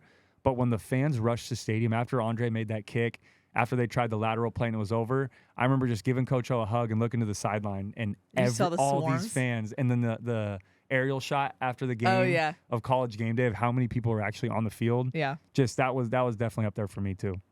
That Daddy Manny said, aside from Zachariah Branch, also PSA, he likes to go by Zachariah. Yeah, I saw that. Yeah, I saw that. Just so you know, aside from Zachariah Branch, which new players on both sides impressed you the most? I think Deuce Robinson played well. Yeah. Had 3 catches that night, and 1 or 2 maybe he would have liked to have back, but overall I think he played well as a freshman. Jameel Muhammad sticks out right away. I like a high motor guy. Did a great job getting after the quarterback, was being very disruptive. Mason Cobb is a very, very physical. I remember on the opening series, the running back had to take on Mason Cobb, Kyrie Robinson. San Jose State's running back had to take on Mason Cobb one-on-one, and Mason absolutely just ran just pancake type play. Yeah. A play you watch back and rewind about 3 or 4 times in the film room.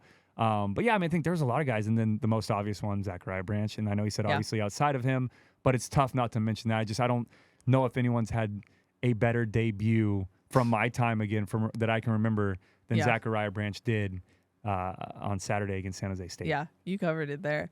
Zach with a K said, how much do coaches hold back the playbook early in the season? Yeah, I think that's going back to the previous question we got about only seeing 7 plays. You play to your opponent. You absolutely game plan against who you're playing, but you don't want to show a ton of things that you want to use later on in the season. Now, Coach Riley may have used these plays before in previous years, and it's just things that like right now you don't want to use, but you can also add in new wrinkles, new personnel groupings, which I'm most excited about, especially that we had 12 guys catch a pass. We can use so many different personnel groupings with all the skill players we have, not only at wide receiver, but at running back as well. So you don't want to give away too much early on. So I would expect this week again to be pretty vanilla, but I think as we get to Stanford and then beyond that and get to that tougher part of the schedule, we'll start to see Lincoln Riley's playbook open up a little bit more and see, I don't want to call them trick plays or gadget plays, but see him get a little bit more creative in his play calling. Eddie from Whittier said, what do you think Cliff Kingsbury's game day is like? And I will say, just from a demeanor-wise, I thought it was fascinating to watch because once a head coach, always a head coach. Yeah. Like he was in it. Did you see him run out of the tunnel too? I didn't see him run out of the tunnel. So we were doing the Trojan tailgate show as he ran out of the tunnel, and he had the exact head coach run out. Like it was crazy to see though, because he'd been a college head coach, an NFL head coach, and I almost forgot there for a second. Like, oh wait, he's on our staff. Like he's in our quarterback room. Yeah. But yeah, I couldn't say exactly what his game day was like. We have no idea. Yeah, we don't know how much input. And again, unfortunately, I would love to be a fly on the wall. And that quarterback room for me, I'm kind of jealous that I don't get to sit in there and listen to Lincoln Riley talk, Caleb Williams, Cliff Kingsbury, that whole room, those 3 minds. Knowledge. And then you have Miller Moss, who's a very good backup.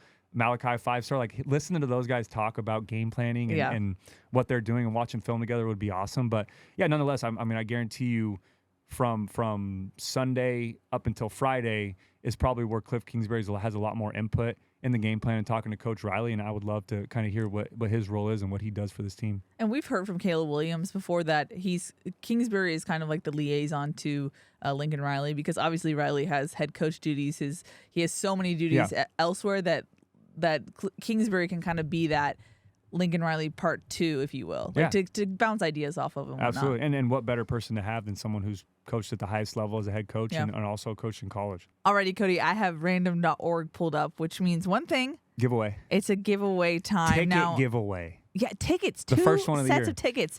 And if you're not familiar, random.org is a random number generator. So we enter everyone's, we put a number for everyone who crossed the barrier of entry, which is following you, me, and the Victory Pod on whatever social account that they enter on. Yep. And then we just generate the numbers. It's pretty simple. I'm ready, Cody. Yeah, 63 entries for this round. Yeah, I got the list ready.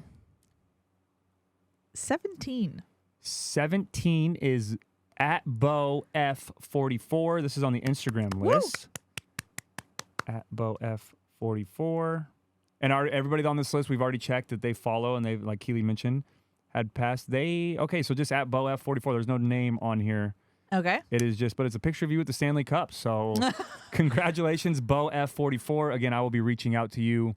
We normally like to wait until the episode drops so you can get a surprise. No, but just because of timing, ASAP. Getting your tickets. Yeah. Okay. So Bo F44. Check. One more. Final pair. Yep. 15. 15. Oh, close. I know. 15. That's how you know it's random.org, because that feels too close for comfort. Those are like two of the lowest numbers we've probably ever gotten to. Really? 15 is at Dit Dunn.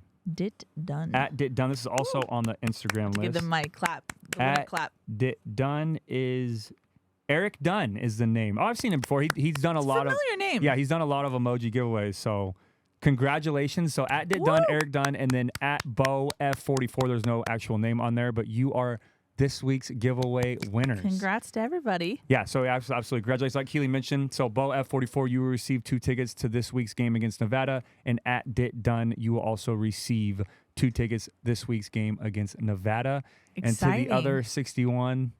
Apologies. Yeah, but I hate you it. have another chance. I hate it. We are giving away 2 pairs of tickets to the Stanford game next week. Pac-12 opener. That now means, Cody, that we need to provide 2 emojis. Do you want to half and half it? What do we do here? Yeah, let's half and half it. Okay. That's what we've been doing, right? I think so, just to make the burden on us both. I'm going to go with the fire emoji. How about that? You're already you plan these emojis. I did not. I literally pulled up the emojis. One of my recently used emojis was a fire, and I just went, sounds good. Okay. I like doing the sports one, so give me a second. I was not ready. It's only like we've been doing this for several weeks, Cody. Well, I do so much prep on Nevada, watching last week's game. And the easiest thing that you need to contribute, you would be able to do. Okay, I'm going to go with a boxing glove. Oh. It's a red boxing glove. It's only one this time. Last week there was some confusion because I had 1 sword or 2 swords. But this week, so it's a fire emoji and then a red boxing glove. Okay. Are the emojis. And again, like Keely mentioned, if this is your first time listening, I'll explain it again.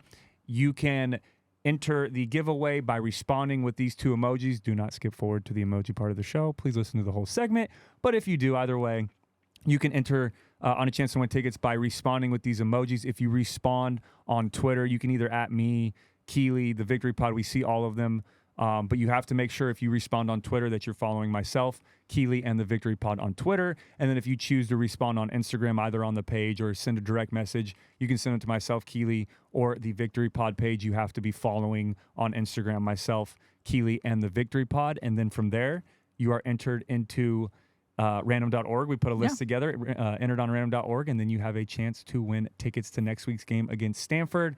And then if you haven't listened before, but you've won before, we also, just a reminder, we reset. So we did these emojis giveaways for a long time. It used to just be apparel, but now that season has started, we have got confirmed that we can give away tickets. So if you've won before and you're listening again, it is completely reset. But if you win tickets, you do not have a chance to win again. And I don't want to discredit people from entering, but if there's a certain game you want to maybe go to, just know that we can't do gaming extra tickets. The system. Well, I just want to be a little transparent. But yeah, overall, so you got to enter Twitter, Instagram, whatever, however you want to enter.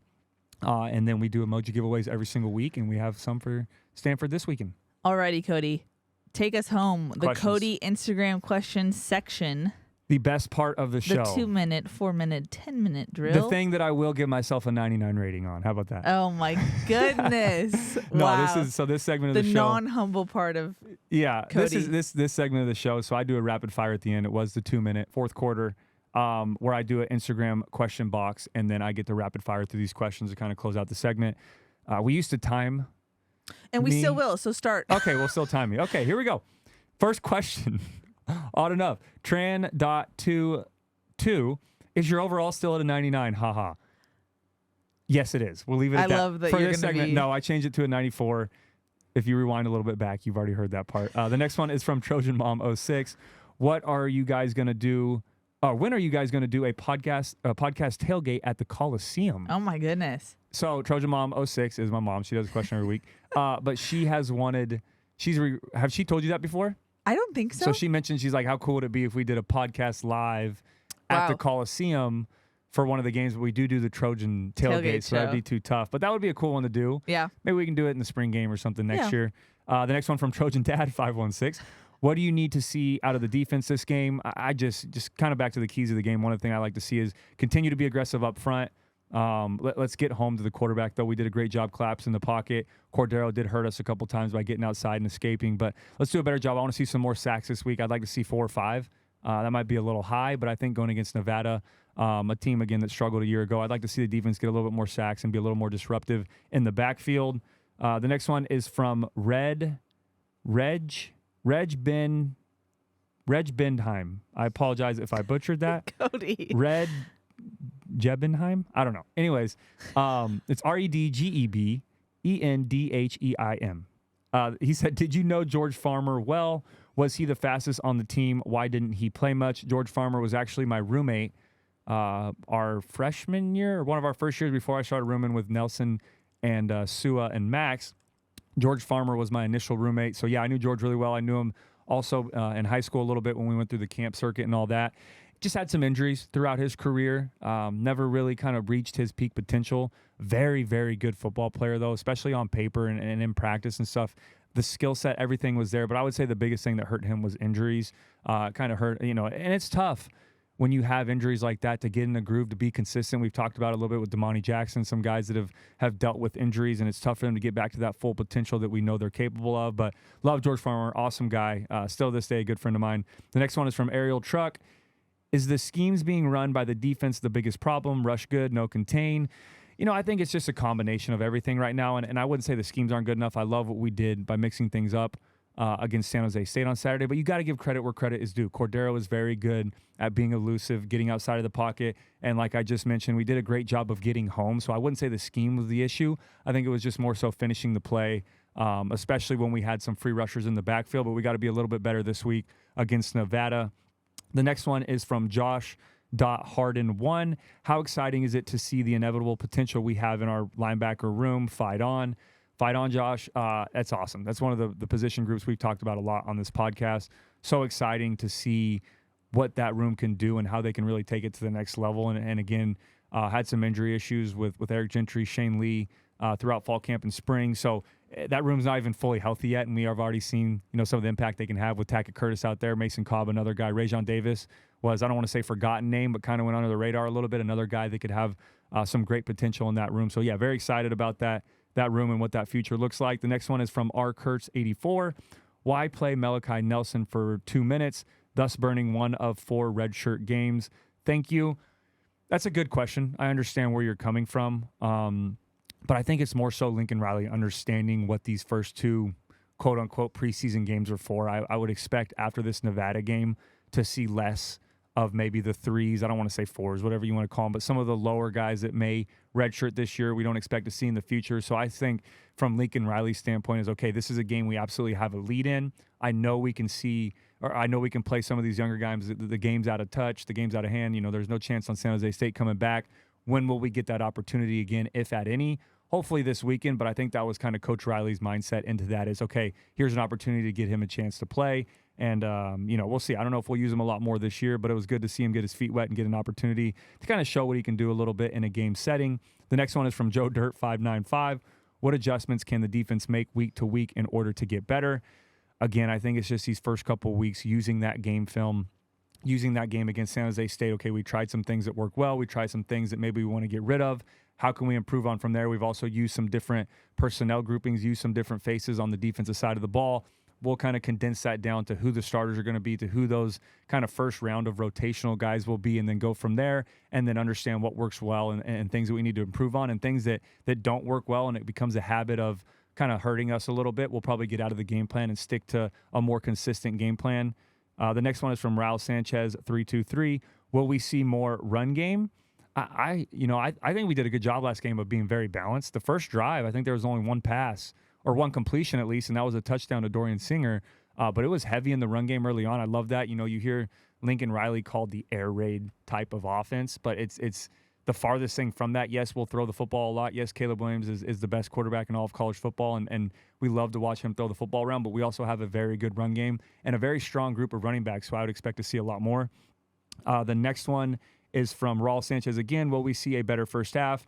Would like to. I think it slowed down a little bit, especially the first quarter. I had a great stop on defense. Offense went down 10 plays, 80 yards, finished in the end zone, and then the next series, San Jose State scored, and then I think we either had a 3-and-out or a very short series. So it felt like kind of the vibe, the momentum died out a little bit. But then after that touchdown pass to Taj Washington, I felt like that was kind of things took off. Again, had a little bit of a lapse in the second half, or right before the end of the first half. But other than that, I think it was a very explosive a game. And fun fact, too, starting the game-wise, USC under Lincoln Riley, 10 of 15 games have finished with a touchdown on that opening drive. So I love how we start fast on offense. Just got to keep that through the entire first quarter, but that's a great question. The next one is from Zach with a K. Favorite offensive play when you were at SC? Favorite Riley play? I'm probably not going to draw up a Riley play. That's a great question. Yeah, no. And then unfortunately, I don't have the whiteboard with me. That is on me. I forgot it this time. All good. Can we? So I'll screenshot this question for next week, and then I'll do a whiteboard. This will be my whiteboard question for next week. I'll draw it up. Okay. That's a great question, Zach. The next one is from Tracy Mars. For this game, what would you like to see Caleb do differently, knowing he is perfect, of course? I just continue to play how he is. The only really mishap we saw is maybe taking 1 or 2 sacks that I'd like to see him throw the ball away and not take an unnecessary hit, just more so for his safety and his future. But overall, very efficient football game, was very protective of the football, never gave the defense a chance to make a play on the ball, 4 touchdowns through the air, only played 3.5 quarters. So, I think overall it was a great showing from Caleb and would expect him to build off of that and continue to, I wouldn't say improve in other areas, but continue to play how he is. And if there are areas that need to be addressed, I'll address them this week, and he'll pick up where he left off from a week ago. The next one from Tracy Mars. One more. Are we having fun yet? I say yes. Tracy, absolutely we are. USC football is back. What better time of the year than now? The next one is from KevBo55. In this offense, who do you think would be your wide receiver 1? That is still the $1 million question, and it's been asked multiple times with how stacked this room is at wide receiver. I would say right now it's tough. 12 guys caught a pass last week. I'm going Taj Washington. I think Taj has potential to be wide receiver 1. Okay. Again, was a second. That's fun. He's our leading receiver from last year coming back. Obviously, Jordan Addison was 1. Taj was 2 in both receptions and yards, and I think touchdowns as well, was our number 2 receiver. But I'll go Taj Washington, but there's multiple guys. Dorian Singer is a new face that can be that wide receiver 1. Mario Williams obviously has established himself as a very good player. Brendan Rice. Guys have potential to be that wide receiver 1. It's just seeing who's going to take over that role. The next one, again, from KevBo55. What's one change you would make in Caleb's game? After week 1, I've got nothing. Something that I've stuck to, and I just mentioned a couple minutes ago. Again, just eliminating some unnecessary hits if the play is actually, dead. And I don't want to take away from his ability to escape the pocket, to run around, to make plays happen, to be Houdini, as he's been named to be from his teammates. But I would like to see him eliminate some of those unnecessary hits and some of those negative plays and just protect himself. But he did a great job of that last week. I just would like to see him to continue to improve on that. The next one is from Co8 MVP 2002. What's your projection on the team overall this year? How far will they go? Is it too early for this one? Have you said anything officially? I don't think I have. Oh. I'm going college football playoff. I would like to see them win the college football playoff, but just so I'm not saying national championship too far in advance, I'm going to say Pac-12 championship leads to a college football playoff appearance. Yeah, I think we absolutely, and I know there were some concerns first game. We've got to clean up this, we've got to clean up that. It's week 1. There's time to improve. We still won the game 56-28, right? Yeah. We still had an explosive offense. Our defense played well. A couple missed assignments here and there, a couple things that hurt us, but overall, exactly what you want to see from week 1, and I think this team has a chance to go all the way to the college football playoff. The next one is from Wired Doug. Whose job is it to keep the opposing QB from scrambling around the edge for yardage? It's a great question. It depends. If we're in a zone type of look, you would like for your rush edge, your defensive end, whether Anthony Lucas, Solomon Byrd, to kind of set that edge and force him up in the pocket and then allow the interior guys to get to him. If we're in a man look and it's kind of pin your ears back and get after the quarterback, that's more so where you will see the defensive line not as worried about containing the pocket. They're getting after him, but then you have a spy player at linebacker, whether that's a Mason Cobb, a Tackett Curtis, Eric Gentry, a guy that spies the quarterback in man-to-man, and his sole purpose is if he breaks the pocket, I have to go attack and rush him. So those are the kind of the two areas where you can expect them to contain the quarterback. The next one is from BoF44, who hopefully we will see on Saturday. Oh, who look just at that. won. You think they will substitute as many players as last week or try and nail it down? I think we'll see a little bit of both. I think we won't see as much rotation last week. I think we still will see a lot of guys getting opportunities, but I think it will be a little bit more solidified this week, especially with starting our Pac-12 opener next week against Stanford and wanting to have a solidified kind of 1s and 2s out there. The next one is from Zartiaga. Zartiaga, will you be at the game? Yes, I will. I will be doing Trojan Tailgate again alongside Keely this Saturday, and then I will stay afterwards to watch the game. The next one is from Brian Sommers. What should we expect from Nevada's quarterback and offense this week? Brian, offensively, it's tough. Like I mentioned, watching their scheme from last year, There's a lot of new faces, a lot of new transfer guys, so I don't know how consistent they'll be with that. But their quarterback-wise, a very good player, again, transferred from Colorado, played well at Colorado his freshman year. Last year was unfortunately benched and then ended up transferring, but very strong arm, very accurate passer, all-around good quarterback. He's not a huge running quarterback, but he absolutely has the potential to hurt you with his feet and create plays outside of the pocket. So this will be a great challenge for this USC defense to go against someone somewhat similar to Cordero and what we saw last week. This one is from Ron from L.A., Lower Alabama. Do you believe that our Trojans will be ready for the gauntlet at the back end of the season? That's what these first couple games are for, right, Ron? That's the most important part is let's clean up everything that from game 1, game 2, game 3 before the bye week. Let's figure out everything we need to work on, figure out what we do well, and let's clean up because you're absolutely right. That gauntlet at the end of the season, those last 9 games, I think 4 or 5 of those 9 games are going to be against ranked opponents. So it's going to be a very difficult stretch for USC football and no break during that 9-game stretch as well. So let's use these first 3 games to really clean up everything we need to work on and prepare for that 9-game stretch. The next one is from Oscar N7. Will Raleigh be, or Raleigh, I'm sorry, Raleigh. He corrected us. Will Raleigh be able to adjust to the position change based on recent news? Go Trojans. Yeah, I think so. I mean, obviously, it's going to be some growing pains, absolutely, going from playing primarily running back to getting a slot position. But, again, I think Raleigh's the type of player that just wants to be on the field no matter where he's at. And he's so exciting with the football in his hands. So I can't wait to see how Coach Riley uses him more throughout the season. But, again, a very stacked wide receiver room, so it's tough to get on the field. So when you are on the field, one of our keys to the game, make the most of those opportunities. So I'd love to see him get some more chances this week, and I expect big things from him when he does have the ball in his hand. And then the next one is from you have so many questions. Two more. We got a lot.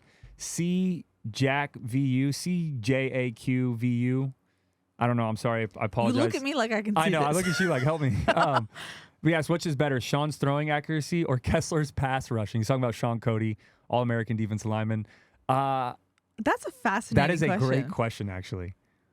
Oh man, I gotta bring a bonus question. Yeah, remind me this. No, save this for the Trojan tailgate if That's you can what I'm remember. Saying. I'm gonna because I want to hear Sean's. I've never seen Sean throw football, and I don't think Sean's ever seen me pass rush. So that would be very interesting. And then the last one from me is Insta Photo CWD. Who will emerge as the offensive line starters in your opinions? I have no idea. Yeah, that's tough one. I'll say this though. I tell you who's solidified, who we can guarantee is center being Justin Dedich and left tackle being Jonah Monheim. Yeah. Outside of that, though, it's tough because right tackle, we saw Michael Tarquin, and we saw Mason Murphy. Then at right guard, we saw Jarrett Kingston, and we also saw Gino Quinones. And then we saw Alani Noah and Emmanuel Pregnon at left guard, too. So, and we looked at the depth chart and kind of had it set in stone. Okay, these are the starters. And then when the team went out there, it was actually Alani Noah starting at left guard and Quinones starting at right guard instead of Pregnon and Kingston. So, that's a great question. That's somewhere that I know not only us, but the Trojan fans will keep a close eye on because you do want to find some consistency there. But I have no idea at the end of the day who the starting unit's going to be when it's all said and done. But I'm sure we'll see rotation again this week, possibly a little bit against Stanford, a tougher opponent, see how guys play against a Pac-12 team. But I don't know. I don't know until after the bye if we'll really know solidified who that starting 5 is going to be consistently going throughout the rest of the year. Which is what's so fascinating about this schedule is because you kind of have a built-in way to test certain things and, that's what rotations. These preseason, I hate. You've been saying preseason. That's pretty ballsy. I mean, it's not. Well, technically, and you say that in high school as well. Like it's before conference play, before league play is technically like preseason. And I know I'm not trying to say it in a bad way, but it's call it what it is, right? San Jose State, we should win that game every time. Nevada, we should win that game every time. They are lesser opponents, and it's not in a disrespectful way, but it's in a talking football, right? Recruiting from a former rankings, player. Yeah, like you have to understand that these are games where we can try a little bit of different things and figure things out now before we get to Pac-12 play when the opponents get a little bit tougher.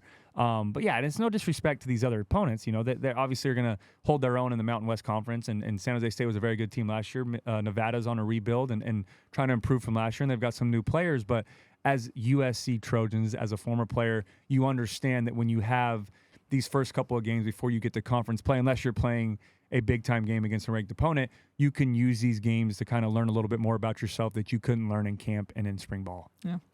Alrighty, Cody. Whew, time. 20 minutes. That was long. In my defense, though, we got a lot of questions. We did, but That's wild. Yeah, I'm wrapping it up. I am tired. I'm done talking. You probably are tired of me talking too. We had to do a game prediction. Oh, we do have game prediction. What do you got?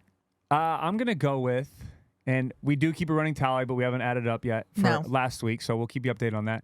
I'm going to go with, I'm going to go 63-14. 63-14. Okay. And I'm sticking with it. See, but now you're going to make fun of me because I was going to just copy the... How close is it? I was going to copy the Rice game score and just say 66-14. Oh, we are close. I know. Okay. Should I change it? No, that's fair. If that's what you're already going with, that's fine. I come up with mine on the spot. I do know that sometimes you either come up with yours on the spot or you have it predetermined. Entirely. So I'll give you credit for that one. All right, so that's good though. That means we're on the same page. Sure. So let's hope it's SC in the 60s, and then we'll keep them below 20 and boom, have a huge game Saturday. But with that being said, now I can do my outro. Go for it. Everything's done. To all our new listeners, everybody on YouTube as well, and then again, everybody who just listens is on audio. It's been so much fun to be back part of USC football. I came on this show last year. Keely's grinning because I always do this outro, but I've just had an absolute blast getting to be a part of the Lincoln Riley era, getting to talk USC football, getting to the Trojans Live, Trojans Tailgate, all the fun stuff we do, and then especially the Victory Podcast. Shout out to our sponsors as well. Yes. And then thank you to you guys for making the sponsorship possible and helping us grow the show. Of course. But hopefully we see you Saturday in the Coliseum. If not, hopefully you're watching at home. And one more thing, it is on the Pac-12 Network. I got some heat last week about saying nationally televised, so I apologize for that. Yes, we do make mistakes. But either way, however you're watching, if you're keeping up on radio, watching the game, whatever it may be, we're excited for Saturday. Let's get another win in the Coliseum, and then I love you guys. Fight on and go Trojans. Alrighty, that's gonna wrap it up. Well, another one. We're in the full swing of things, Cody. I'm excited. We'll have a recap episode with Dion Bailey that might be live in studio. We'll see. He might be coming out here. I don't know. I don't know the final word yet, but we'll see. So TBD on that. But that's gonna wrap it up. That's Cody. I'm Keely. We'll see y'all next time.